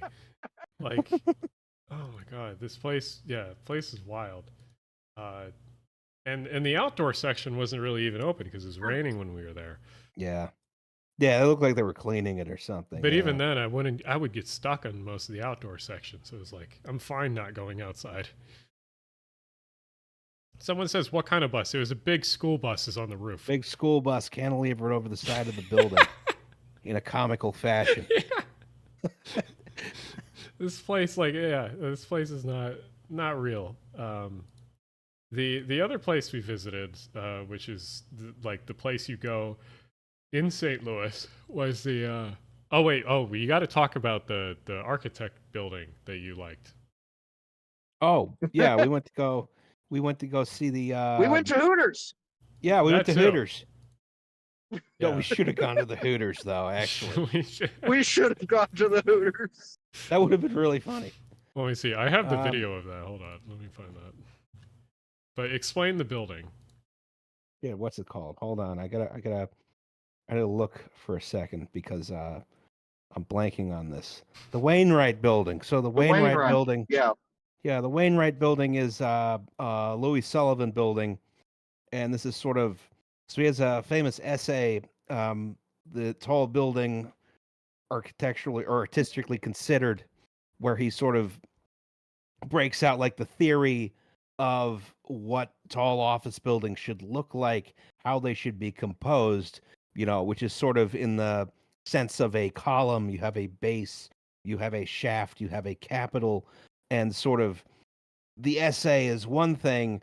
This building is supposed to be like the culmination of that thesis, because you can sort of see you have a base of one material, you have a shaft of another material, you have a highly ornamented capital on top. Now this is sort of it's What? so it's sort of this is where the the sort of architectural language for tall office buildings is sort of maybe not developed but matures. This is sort of the culmination of the theory. There's another toll plaza. Sorry. Yeah. There's 3. God. What was it? Yeah, but St. Louis, there's so many buildings downtown that were just all really, really good looking. Obviously, there's the Arch, but there was the Arch, and then we walked from the Arch to these are the pods that are the elevators in the Arch, which look like something from Men in Black. And I don't. They are horrifying for somebody that's like me. Let me find the picture of the post that got us made fun of on Twitter. Hold on. You're telling me there's more than one? You're telling me one got us made fun of, not all of these posts? Well, no, it was the one that specifically someone responded to Roz in the funniest way possible. It was very funny. It's funny. But we were annihilated. Yeah. Let me find the Twitter post actually, because it's so funny. Just going through the media tab. Where is it? Yeah, here it is. So here's the Twitter post. And as you can see, we're all in the pod. And there's the amazing reply. All in the pod. We're eating a bug. The amazing reply.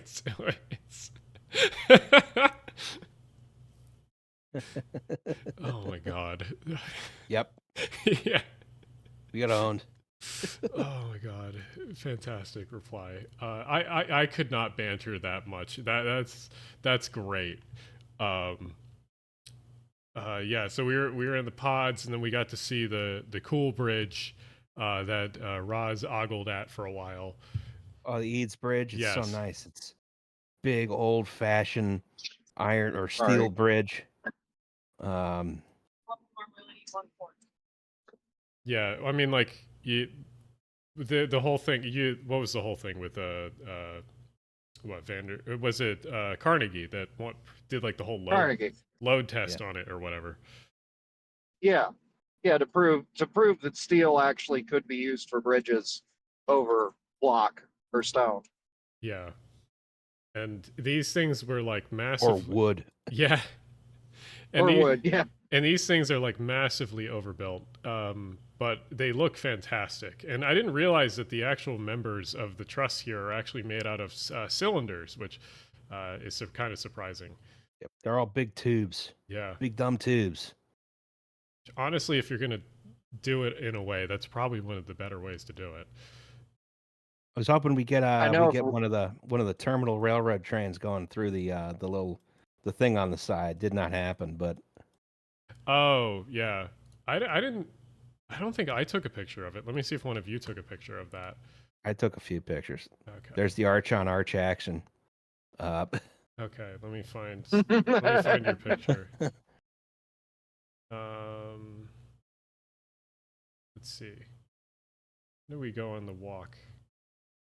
Oh, that's coming in. That's going to station. That's going to the museum. Little thing I learned today, actually, after after we talked about the arch and being built by Roz, say it for me so I don't make a fool of myself. The Eros Bud Eero Saarinen, yes. Eero Saarinen. He designed the National Museum of the United States Air Force in Dayton, Ohio. Something I've gone to since I was like 2 years old. Yeah. Same well, guy. Same Saarinen arches. has so many good buildings. Oh my God. Yeah. I mean, yeah. Like Dulles Airport, like TWA Oh yeah, Terminal, Dulles. like Yep. what else did he do? Oh, well, A bunch of big corporate campuses. Roz, you saw the Um, St. Louis airport. Oh my God, do you see the initial check-in area? No, because I got to leave from Terminal 2 because we flew Southwest. Okay. I was gonna say I walked in there. I was like, "Holy shit, this is really cool!" Like mid-century design. Looks, and it was someone was like, "Yeah, that's the TWA like terminal." Yeah, I was like all excited. Oh my God, I'm gonna see a Minoru Yamazaki building. No, we're going from the other one. Yeah, I walked in there. I was like, "Holy shit!" I didn't realize this airport actually like was cool. Yeah. Not on my side. Yeah. Oh yeah, but yeah, I'm showing the pictures of the terminal railroad going under the Eads Bridge. This is a goofy one because I feel like this is one of the only like modern situations where like railroad infrastructure is like treated architectonically. Like there's some kind of architecture in like the railroad infrastructure where it goes under the arch. You know, because you have like Big concrete. this huge Yeah. big concrete thing. There's also some nicer stuff farther down the line there, but we didn't go by that. Yeah, Alan was burning to death from the sun at this point. This is true. I was dying as well. Yeah, I forgot my sunglasses, or no, sunscreen. Excuse me. And so I was having a lot of fun being a white person. And That's so, okay. By the time we got to this point, I was limping so bad because of my leg that I thought I was going to just trip and fall onto the railroad. That would be it. It'd be over. it would You be never have over. to work for the railroad again. I'm not going out by the railroad. It cannot take that from me.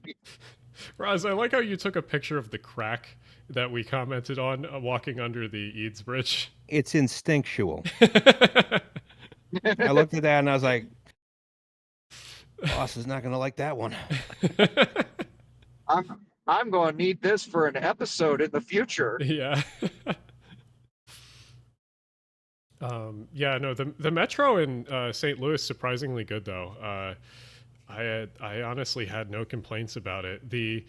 There's two lines. Each of the lines run at a 20-minute frequency, and they both interline. So the section that has the most amount of people where it interlines, you get 10-minute frequency service, which is actually quite good. And yeah. Shout out to Royce for being our awesome tour guide for all this. Yeah, which Yes. you guys know on Twitter as Rice, probably with the possum profile picture. Yes. Rust Belt enjoyer. Yes. Yes.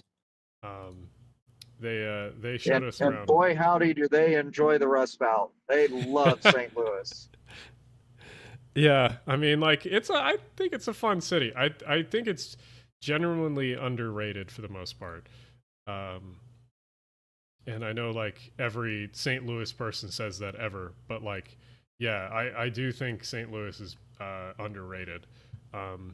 Mainly because I think, I mean, we were just talking about it. It's like I think the residents themselves sort of give it a bad rap because everyone's a hater. Oh, one thing I just saw on the stream, which is important, is that Panera Bread is called St. Louis Bread Company in St. Louis. Really?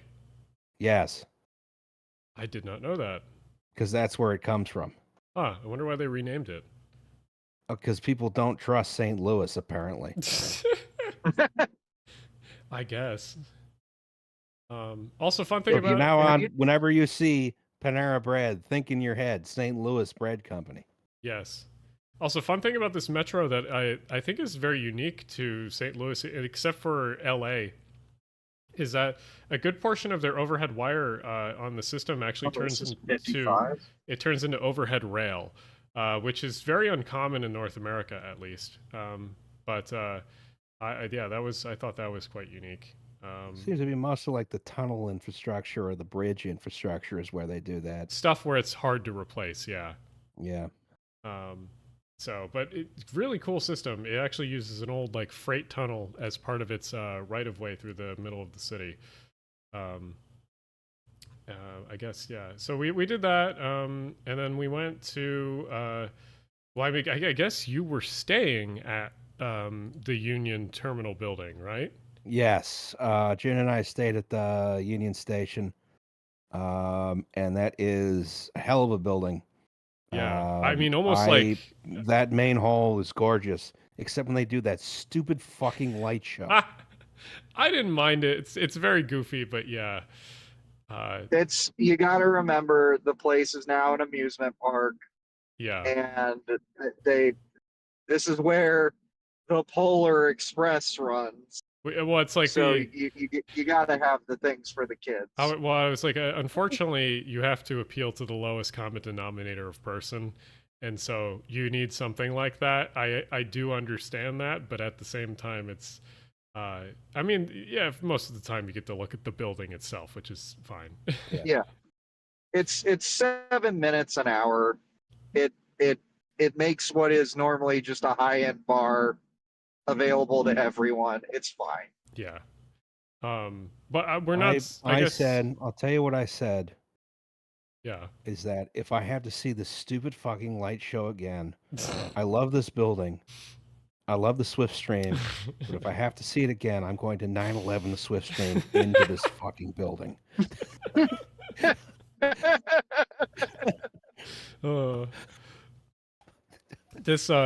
This great hall here. I don't like no pictures do this justice.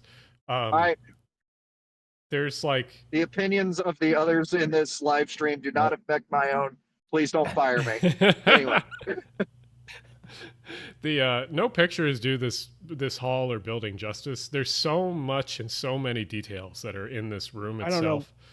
Yeah. The one thing that really got me that I really liked was like at the end, the arches at the end of the building. I don't know what you call Here's those. a better have, picture, like, yeah.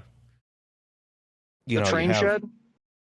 I don't know what you would call these. It's like the I want to say caryatids, but that's not the word. You mean the Great Hall here, right? Yeah. Yeah. You have the various like sculptures of the women here, and they're just like on angles, you know? Yeah. It's not like they're trying to make this like, you know, a vertical and formal. This is just a very silly thing. Yeah. I don't know, like I was saying, like pictures don't really do this place justice because of how big it is, and then like everywhere you look, there is some ornamental design that just like you didn't notice before. It's not a Sullivan, but there's a lot of Sullivan-esques. This is America's Art Deco. Well, this is older. This is like, what was this, 1894 or something like this? That's about Sullivan's era, yeah. Okay, yeah. Yeah. So it's like there's just so much stuff there, and then there's stained glass everywhere. The stained glass was really nice, especially like the one right at the entrance. Oh yeah. You know, the actual building itself is just enormous. Well, yeah, here I have a picture of the outside. It's rambling. I mean, it used to be the offices for all the railroads that came into it. This is the and outside. It wasn't big enough, so they had another building. Yeah, this is the outside of the building. It's just there's so much going on. And it's huge. And this was it was the busiest station, I think, in the world at one point, right? Yes. Yeah. So like there is like some reasons for why it was huge and is the way it is. St. Louis was kind of, I mean, it was a terminal station. It was the end point of a lot of railroads, and they all kind of interchanged in St. Louis, and that included. It was the gateway to the West. Yes, and sort of, if anyone does not know American railroading, it's basically like there's two types of railroad. You're either east of the Mississippi or west of the Mississippi, and this is kind of one of the interchange points, and that's why you had so many people that came through here. Yeah, it was this in Chicago, really. Yeah, And a little bit of Cincinnati. And they got their shit together in St. Louis and put everything in one station. Yeah. Cincinnati was a north-south point. Okay. Yeah, but you'd have your northern railroads ran into northern railroads would run into Chicago, and then you had kind of a 50-50 split into St. Louis. Yeah, a little mixture of everything. So it was a massive terminal. I mean, 34 tracks wide with like 70 some diamonds. So you could go any direction out of any track. Maintenance of way wild. nightmare. If you showed that track layout to Gareth Dennis, I don't know if he would have a heart attack or something else. Definitely a heart attack, I'm thinking. I'm thinking something else.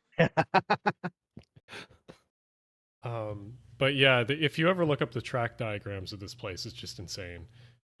If someone in chat is asking, I wish Amtrak still used the building itself and it's whatnot. I don't know. That's a controversial opinion, but I think most foamers agree that they wish it did. You would need a lot more trains into St. Louis. Yeah. To justify that. And so the thing is Amtrak was offered the option because when Amtrak started building the Gateway station, or rebuilding it, I should say, they were offered the option. And because it's a terminal station, because everything had been ripped up, they declined it. There's a longer story there, but that's the gist of it. The station was abandoned and rebuilt by a hotel complex. When my boss was a kid, there was a tree growing in the middle of the Great Hall. Oh my God.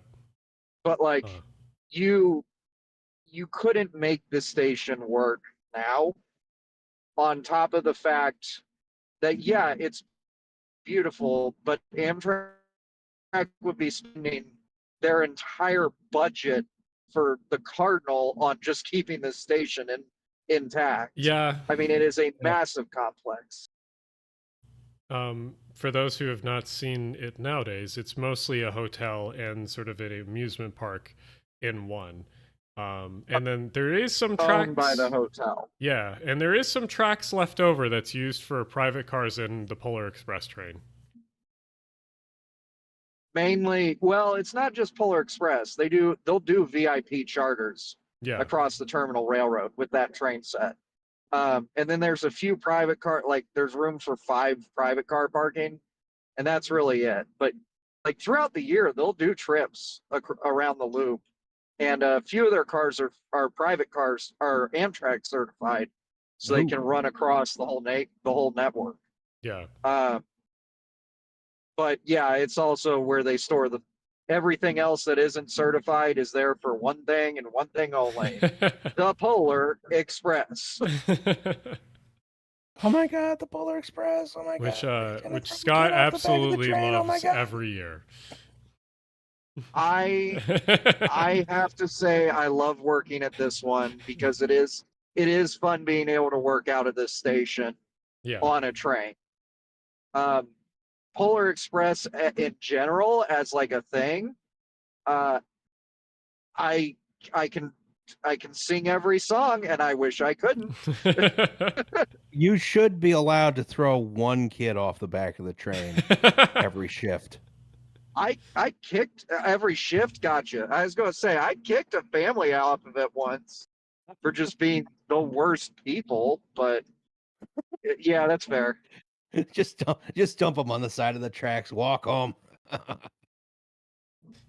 You need joke, but there was at a different railroad, not at St. Louis. Somebody jumped over the Dutch door off the train because he had to pee, and then just took an Uber home. Beautiful. Was it moving? Beautiful. Yes, it was moving. Oh my God. He was like, "Time to go." Oh my God. Gotta poop. Yes, man. Interesting, huh? I guess, yeah. I love trains. Let's see, what else do we have here? I hate trains. So what I thought was also interesting about St. Louis is the library is a Carnegie library, and is like super super beautiful. If my picture will load, please, come on. So yeah, they have a Carnegie library. Please load. Come on, there we go. They have a Carnegie library that was built in I think like the late 1890s, and has a very very very beautiful interior. And I did not realize like this was a thing here.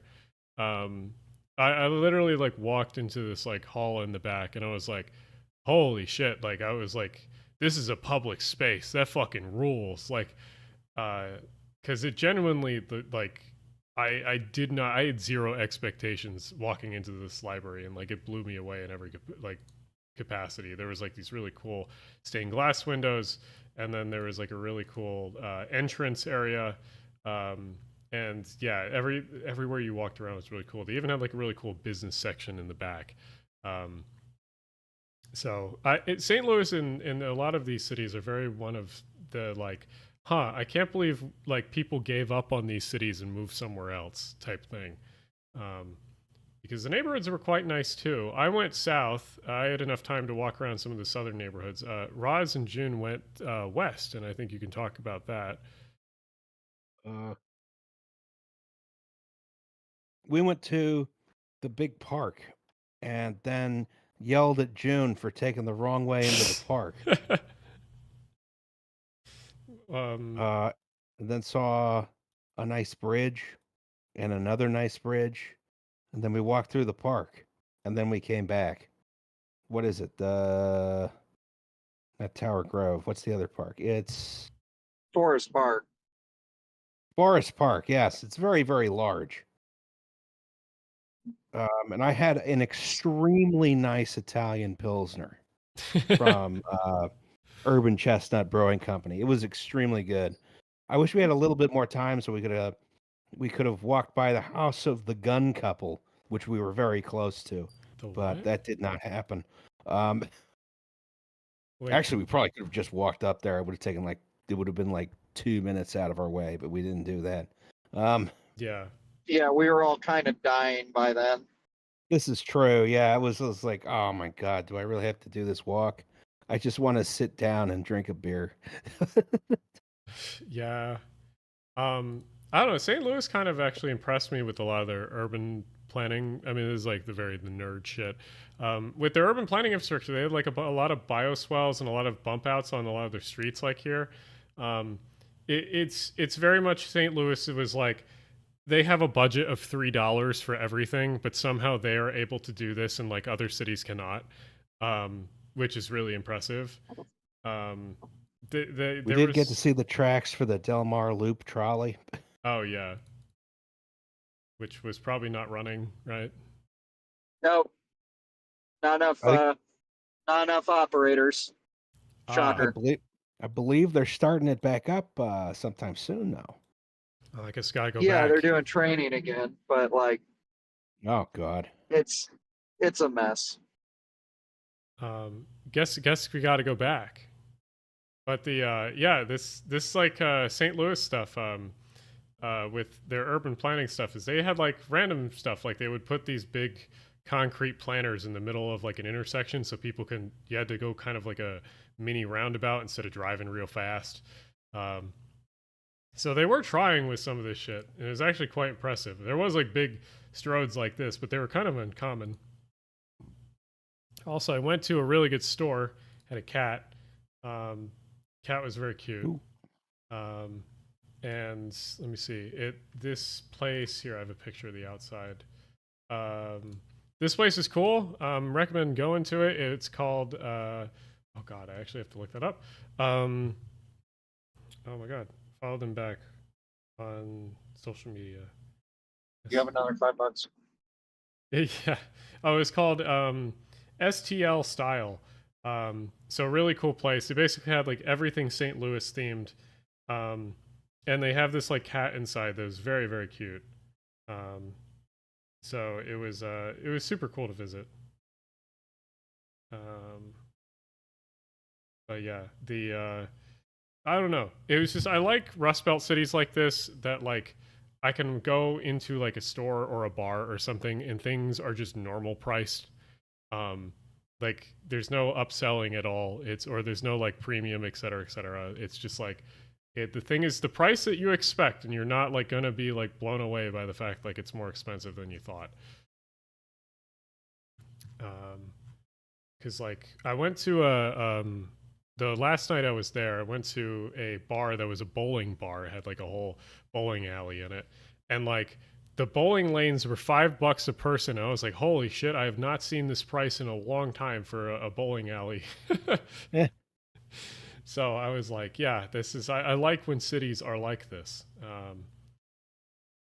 So yeah, but the arch is cool. I didn't understand the arch at first, but now seeing that it's a massive like stainless steel kind of art piece, I'm like, okay, this is kind of cool. Very large. Difficult to comprehend the scale unless you're there. Very much so. And it was like you don't really understand. It's kind of goofy until you're actually there, and then once you're there in person, you're like, okay, this is neat.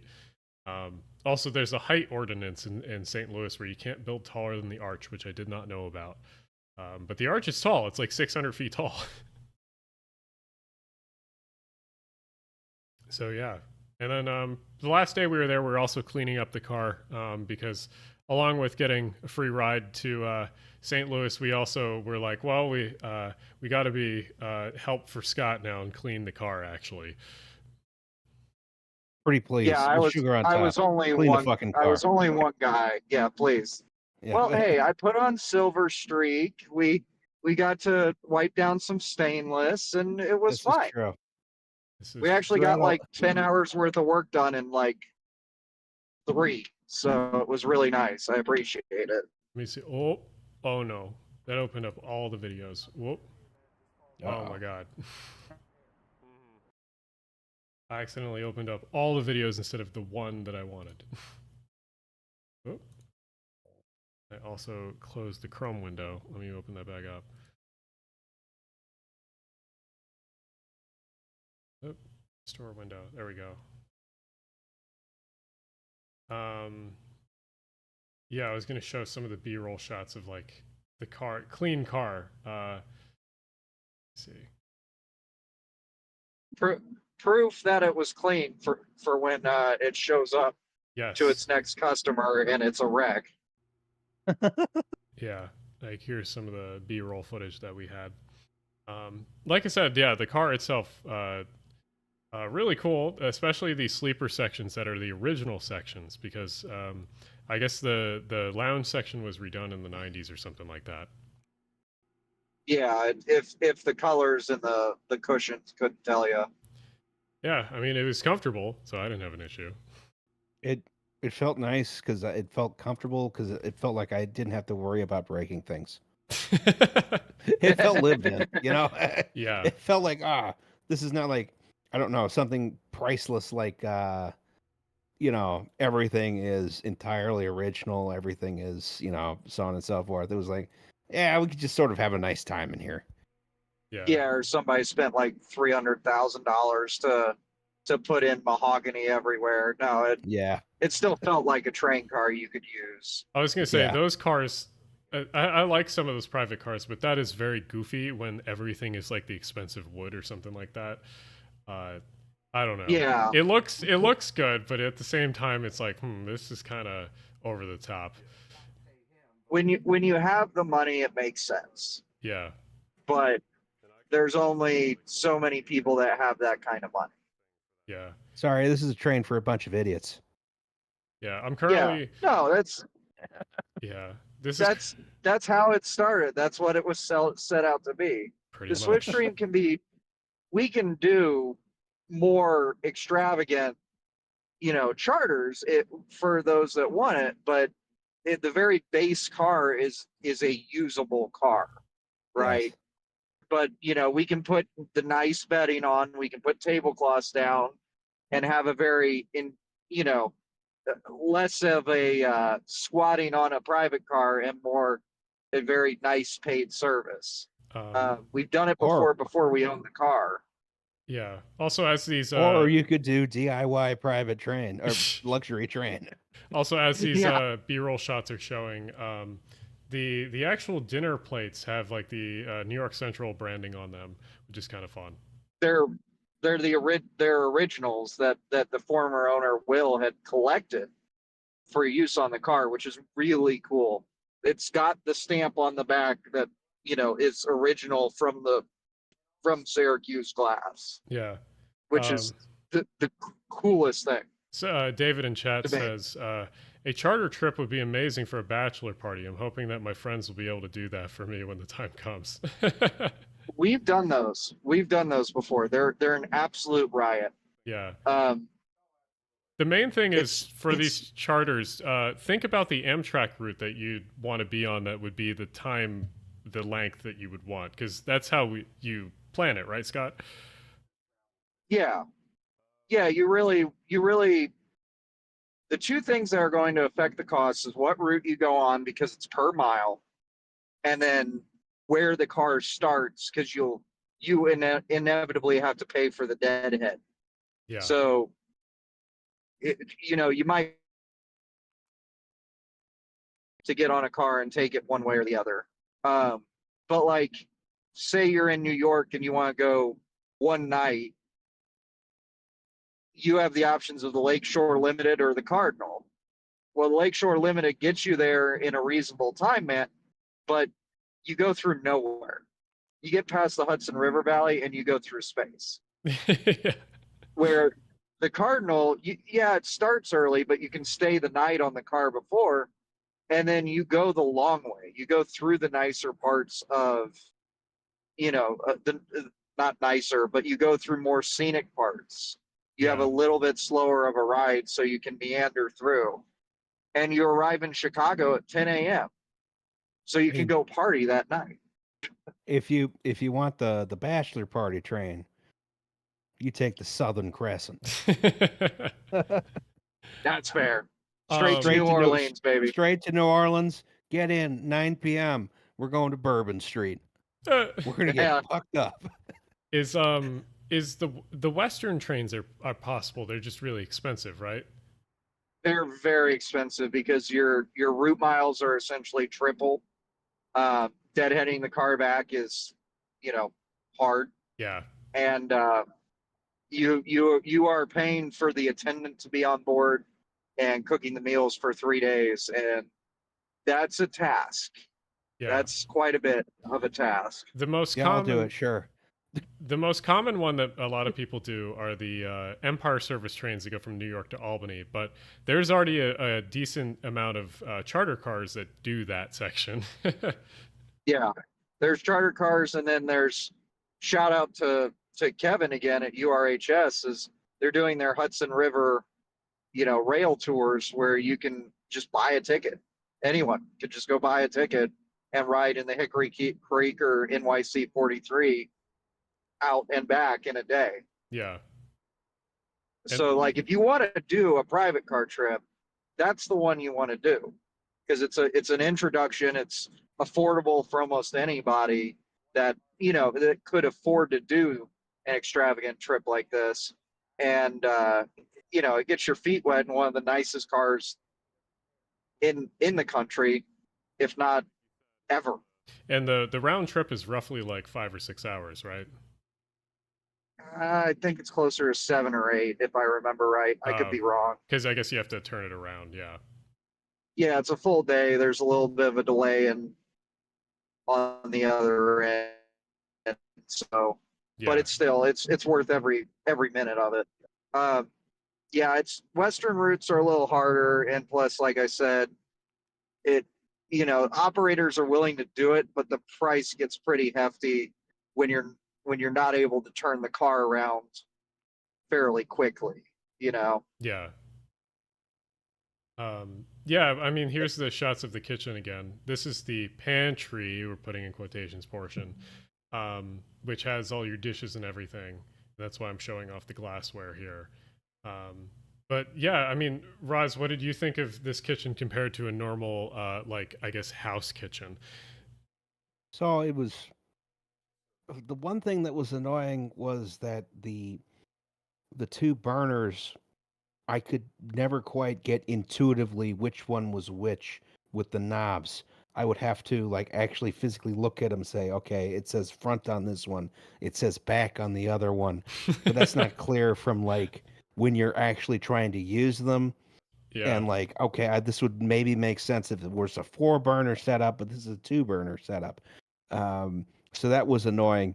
I do like that they have the bars around the burners, so the pots and pans are not going to shift too much. Yeah, here. Overall, like cooking in here was a dream. It was fantastic. I mean, I think there are electric burners, which are annoying if you use electric burners, but I don't think you're going to get anything, you know, you're not going to get gas on the train. I think that's a bad idea. You don't want to cook anything in here that's going to like cause a grease fire, you know.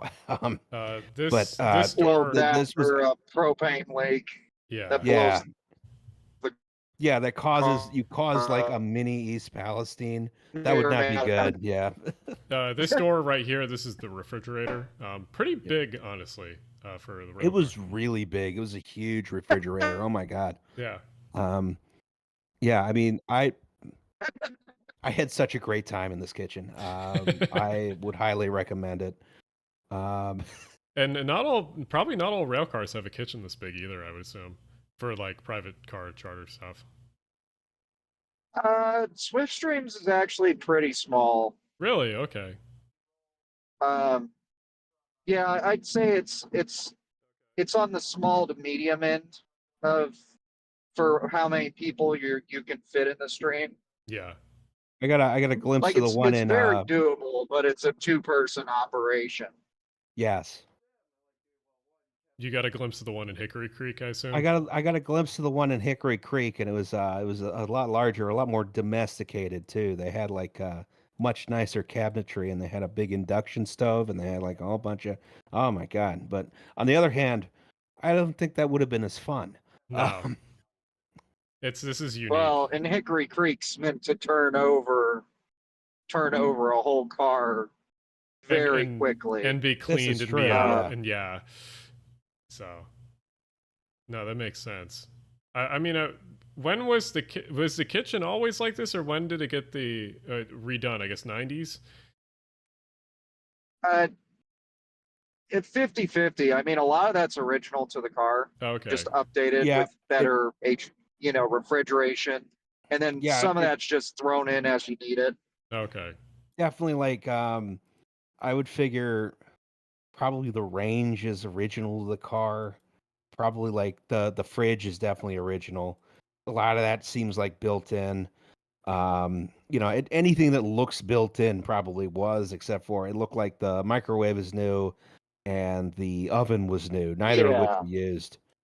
Um, Royce is in chat too. Thank you for helping us clean, by the way. yes, thank you for helping us clean the car. Yeah, there was a lot of polishing to be done. Thank you for the tour of St. Louis. That I too. spent so much time in the city and never got that kind of time in it. It was so cool. Yeah. I mean, same with the south part of St. Louis. A lot of cool stuff down there. So one thing was, since we're talking of cleaning the car, big shout out to the best Irish pub in the United States, Maggie Yeah. O'Brien's. I cannot Yes. say why I'm shouting them out other than their food is great, their staff is better, and their dishwasher is amazing. Yes.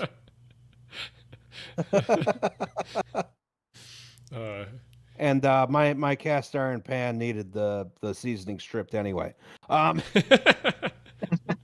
It was that, or it went back in the thing covered in oil. Which did you This want? is true. Yeah, Yeah, yeah, yeah. exactly. The car itself, though, I mean, like the exterior of the car has not changed much at all, and it looks, I mean, it's stainless steel, so it looks pretty much brand new with how clean it is.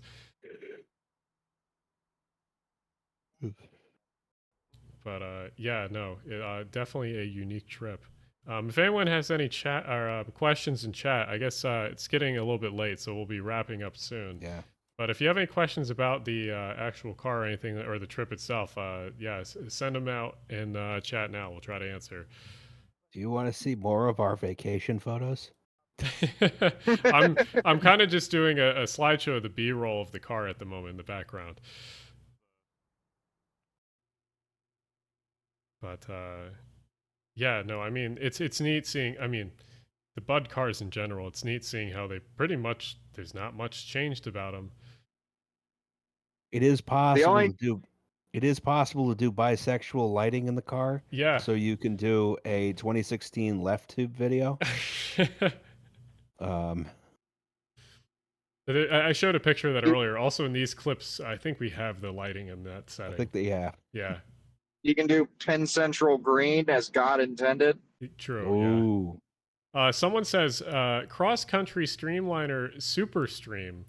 Yeah, we've actually discussed that of some sort of like live running podcast while it goes across the country. That is actually an idea that floated in our minds during this trip. Yeah, it's been floated. It's just the pricing.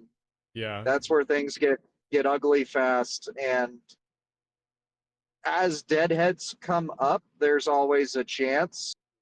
But Alan and Roz's Patreon's got to go way up if we're going to do New York to LA. It's either that or a shorter trip, but we have a lot of guests along the route, which I think would be kind of the gimmick, right? Yeah. Wealthy benefactor. Yeah, it's either wealthy benefactor or maybe a sponsor or something. But yeah, it would exactly something. I will say just real quick, and somebody wants it further. The base pricing before you even add in being able to qualify maintenance and anything else with Amtrak currently is just under $5 a mile for private cars, plus switching, plus storage when you're parked.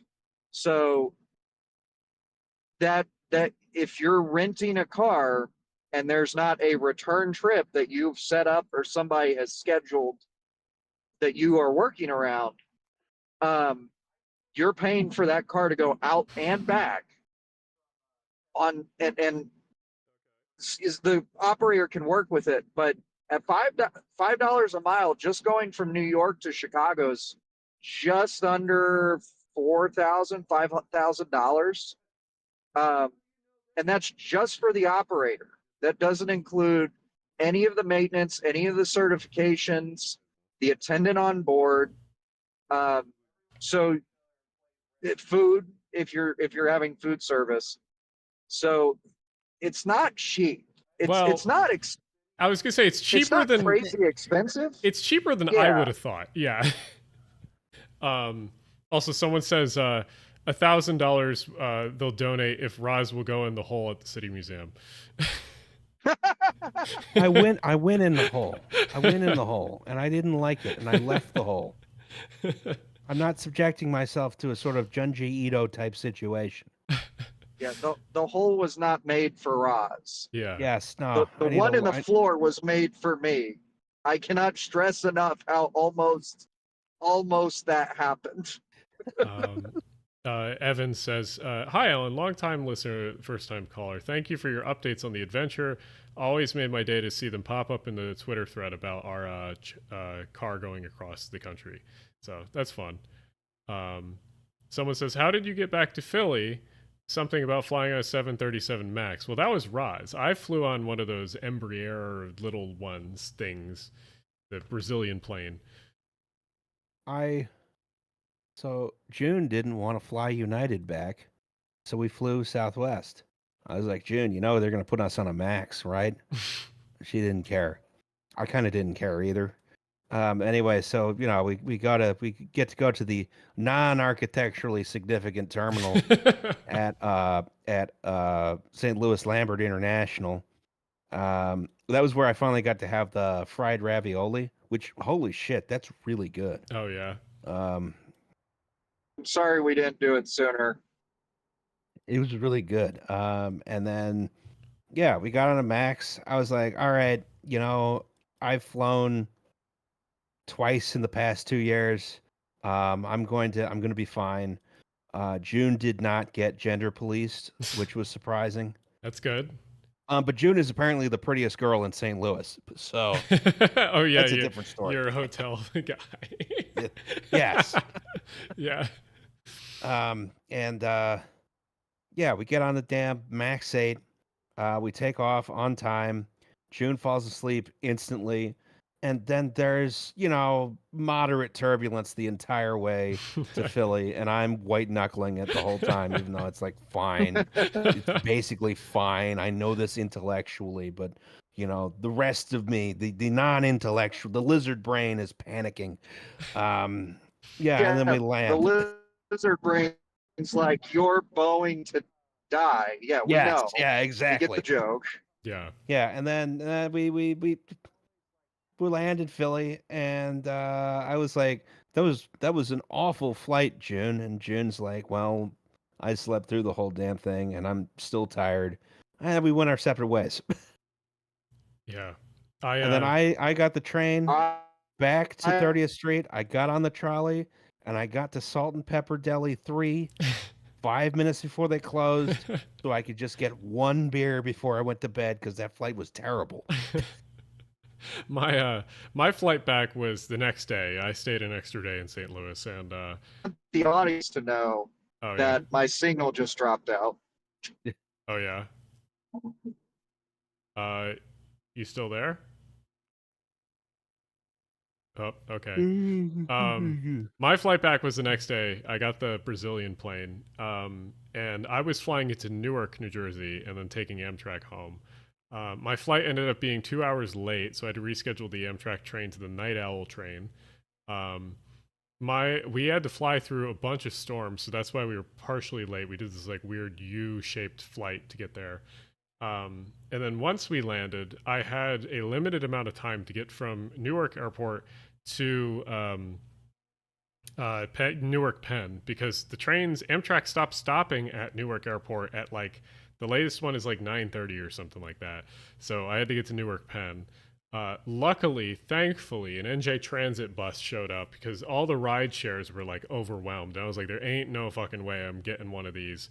The ride share, especially just finding a ride share in that just giant crowd. And so I was like, all right, let's hope to God this NJ Transit bus can get me to the station, or else like I'm going to have to stay over somewhere in Newark. And so, yeah, bus showed up. It was full of people. But I was able to get to Newark Penn about like 12, 15 minutes before my train left. So that was nice. Thank God for the Amtrak. We didn't even get to the what? We didn't even get to talk about my beginning of the trip Oh yeah. because I hadn't joined in yet. When I got bundled into the limo because they thought I was someone else, that was fun. Oh yeah. Yeah, did I tell you about this? We never like got the full story. I heard vaguely of this, but I did not hear the story. Yeah, same. Okay. So I get off this first. I got first class because would be stupid not to upgrade for $25 for a 2-hour flight. I just got lucky. So I get off the plane, and I get down. I'm going to go get a taxi in New York City, and there's a guy that walks right up to me and goes, You need the limo, right? And I went, no. And I'm like, because I know it's a scam. And he goes, no, you're our guy. And I'm like, no. And he like pushes me along and shoves me into this, like literally shoves me into this Cadillac limo, like an SUV, like what the president would ride. Yeah. Vice president, sorry. It wasn't the Beast. I wasn't going for that kind of ride. Yeah. No, that would be hello, Mr. President. Hello, this is the FRA. But he he like shoves me in, and the lady, it's a lady driver, and she's like, okay, well, where are you going? And I'm like, well, I'm here, fuck it.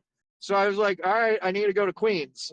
And she's like, okay, you got it, Mr. I don't remember what name she said, but I was like, that's not me, ma'am. And she goes, what? Yeah. We're already out of the airport. Like, she is all late. Yeah. And she goes, you're the guy. And she shows me this picture. It's a dude wearing an Oppenheimer style hat like mine, with a black band just like mine, that is similar.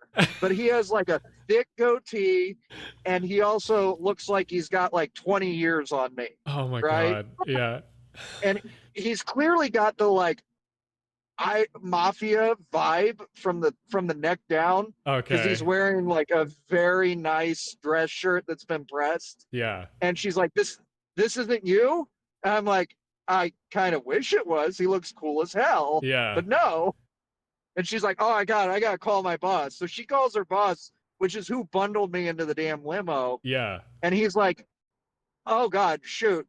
Just charge him regular rate. So like I got charged, whatever their normal rate is, not their executive rate, which was still like almost $100. Yeah. Oh And God. like this dude, I didn't want I this can't trip. imagine. Yeah. I can't imagine what the guy that they were going to pick up with went through. Yeah. Oh my god. So yeah, I got to have that. That is what started my trip. It was the hat. It was over with the hat. Yeah. I wish I should have gotten a picture of the screenshot of the guy, Yeah. because it was like, I see where you fucked up. I really do. Yeah. That's Also- Oh no, you would wind up on a list. The I'd less be you so gone. the less you know, the better. the better off you are. Yeah. Oh my god, I didn't realize that's what you were talking about, because I remember you were like yelling about it in chat. I was like, what are you talking about? I'm like, Got bundled into a limo to go to the railroad yard. you got I bundled into the mob boss I limo. thought- Yeah. was Oh, It was Samar. It was fucking the Samar. mafia. The mafia got him. Yeah. No, Samar. Oh yeah. It's Yeah. Honestly, that's the most New York experience though. Like, Yeah. I can't like, yeah. That's hilarious. Let me see. Is there any other things in chat I missed? Let's see. Need to do the Pacific Surfliner with the private car. Well, the problem with the private cars are getting them to a location and then return. That's like half the issue. So the Pacific Surfliner, if you had something that was based in LA Union, then that would work well. But the problem is I don't think there's many cars based in LA Union. I think there's one or two, but so yeah, it highly depends. I'm back. Welcome back. I'm I back. was saying. The Mexican government ain't going to get me yet. Yeah. Let's see. I don't see. Either Samar or this like tech company mafioso. But yeah, any other questions in chat? Otherwise, we'll probably be wrapping this up soon. Yeah, I'm getting tired. I've been going to bed pretty early these past couple days, and I've been feeling really good about it. So I would like to do it again. I feel like at this point, just do it on I've the. still got 2 hours to go. Oh God. Ben says at some point do it on the Coast Starlight. Well, yeah, the Coast Starlight's awesome. It's just getting the car over there in the first place is the problem. Yep. Yep, that's the hard part. Yeah. Does the Well, we previous? can always like, If we ever do, Yeah. we can always Fitzcarraldo it. You know. Service change couple. Okay, I'll have to look that up. Japan Americar. Someone says, does Rail Runner have socials? I don't think. no, No, I Not- don't think so. not anymore. Yeah. Yeah, it's Not- walked not away that, from them. not that you're allowed to know about. Ridiculous. Yeah. I think they have a private one, but I don't think they're adding anyone at the moment. But No, she hasn't checked her Twitter in a while. it's Yeah. definitely, months. Are you on the list? Clearly, I Essentially. got thrown in the limo. Yeah. Yeah. Well, I said that's like the most New York experience you've gotten so far.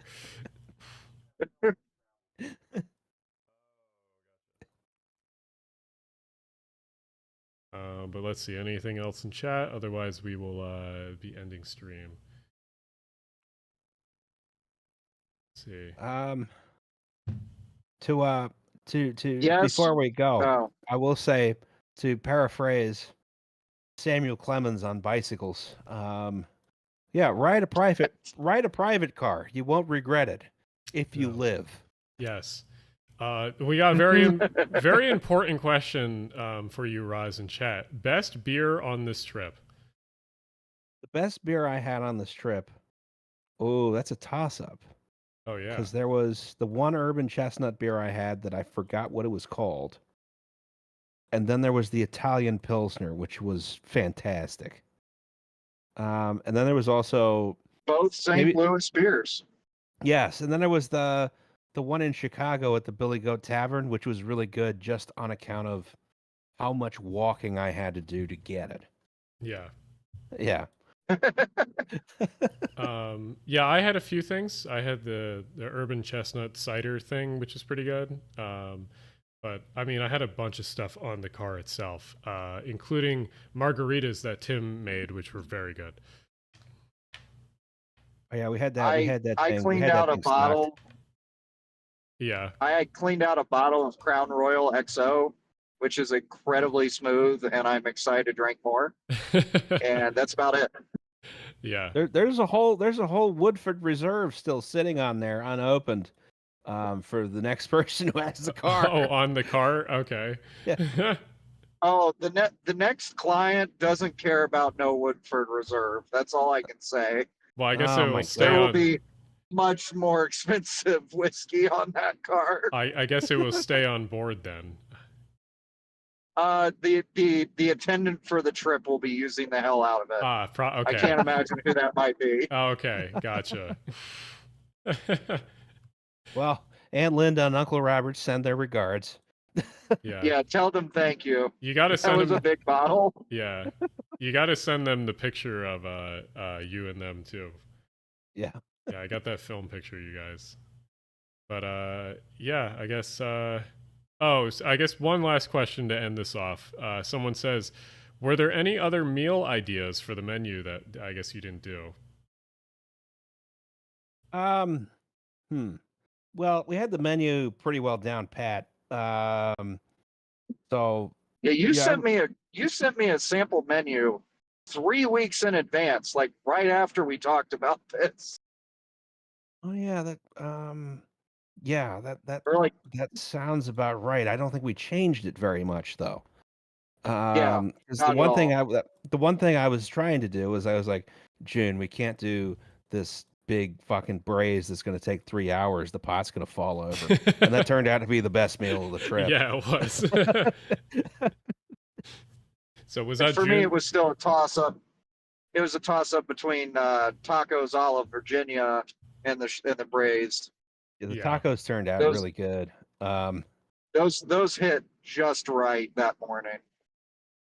Yeah, whatchamacallit, I like the, what was it, the first breakfast meal you made, I'm forgetting the name.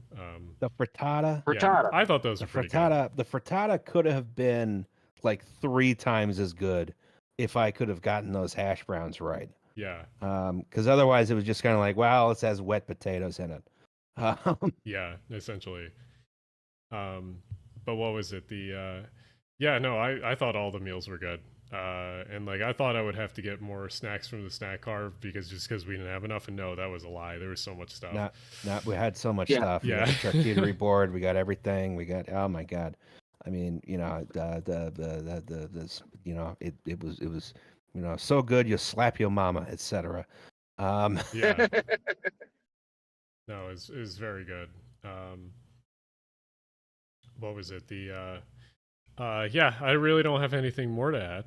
So I guess we'll wrap things up. Do you mind if I do my quick speech on this on private cars? Yeah, go for it. I was Yes. actually, speaking of, Okay. I'm playing your footage we got in the background just on silent. Okay, thanks. Keep it that way. Yeah. No, it's yes, we do offer charters. Yes, we will work with you. No, you will not get the friends and family discount. yes, we did this for the fact that it was dead open and these are my friends. Not this wasn't for clout. I know Roz and Alan. We've talked before. It just so happens they post on YouTube and Twitter. If you're interested, you feel free to reach out to Rail Exco or myself on Twitter. Yes, it does cost a lot. You're looking at $15,000 or more, but across 12 people, that's just a little bit more than some Amtrak tickets for your own space. Yeah. So Treat yourself. You deserve it.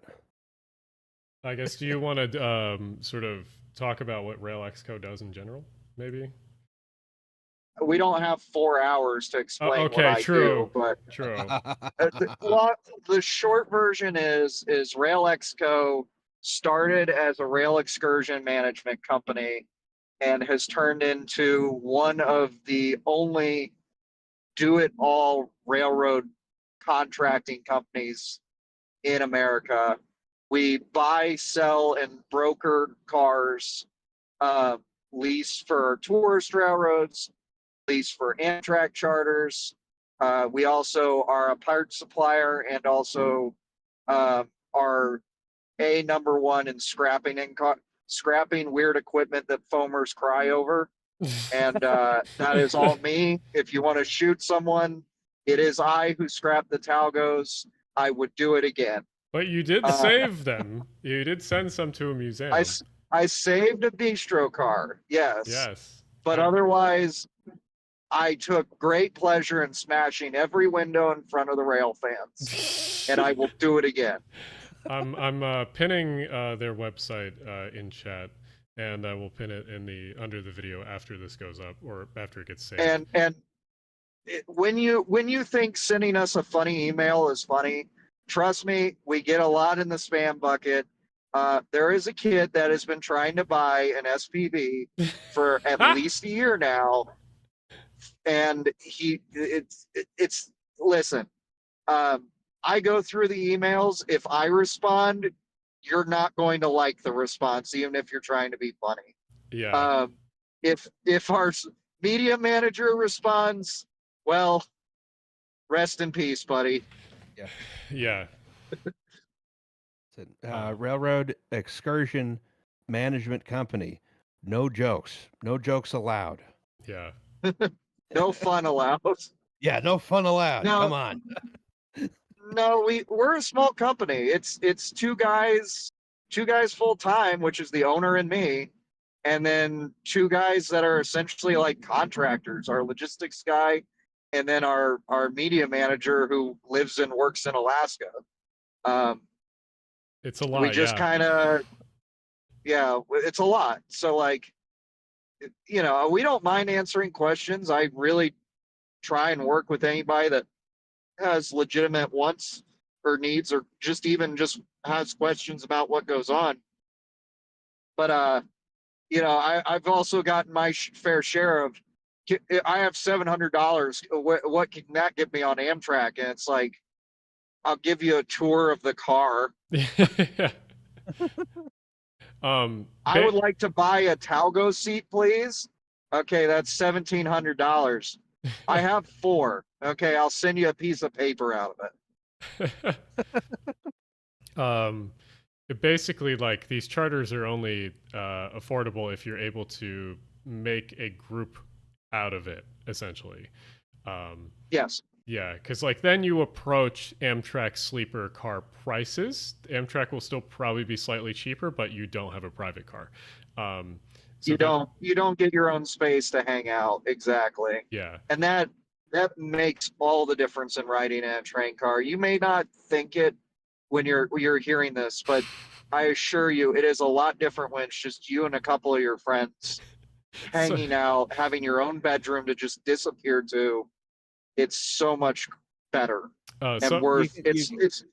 You can be a lot louder.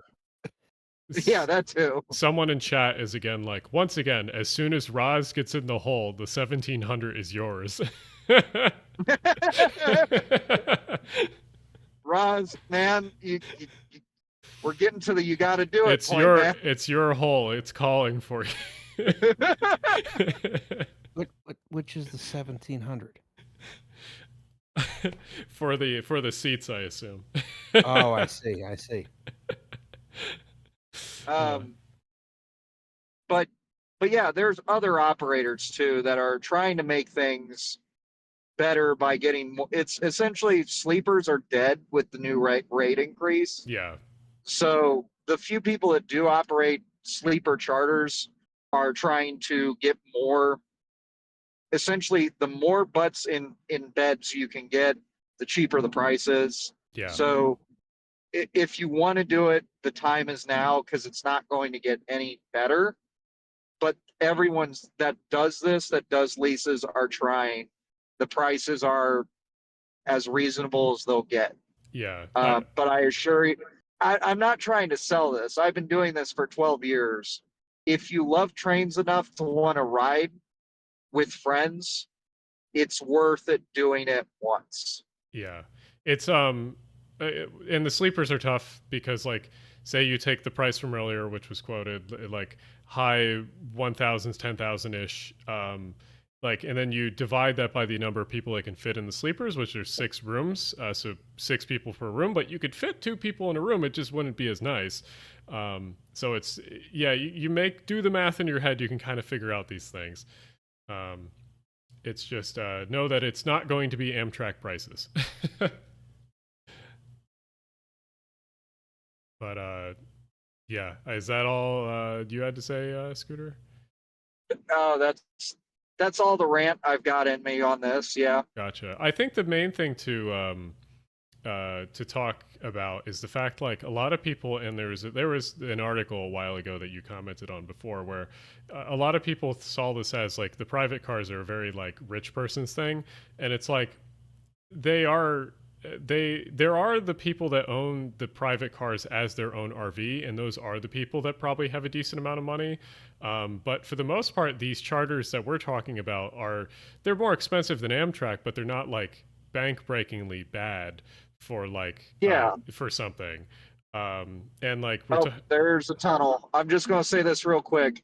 That the people run these as a business. Yes. This is a business. This isn't some rich person's RV. That they try. It's yeah. So I think we might have lost him.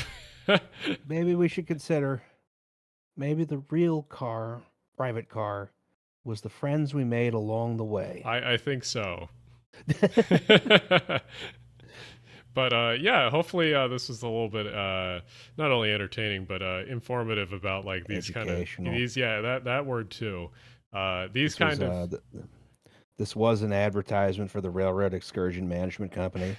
Well, we kind of charter a private car. We kind of have to do the plug since we were on board. So. Well, yeah, we have to do the plug because we'd like to do this again. Yeah, hopefully we can do that. The stream idea, which you guys mentioned in chat, which is like maybe having a rolling podcast of some or live thing going on. I don't know. We'll figure it out. It's not going to work very well when we go in a tunnel. Well, we'll just choose a route with not many tunnels. All right. Southern Crescent it is. Yeah, I guess that might work.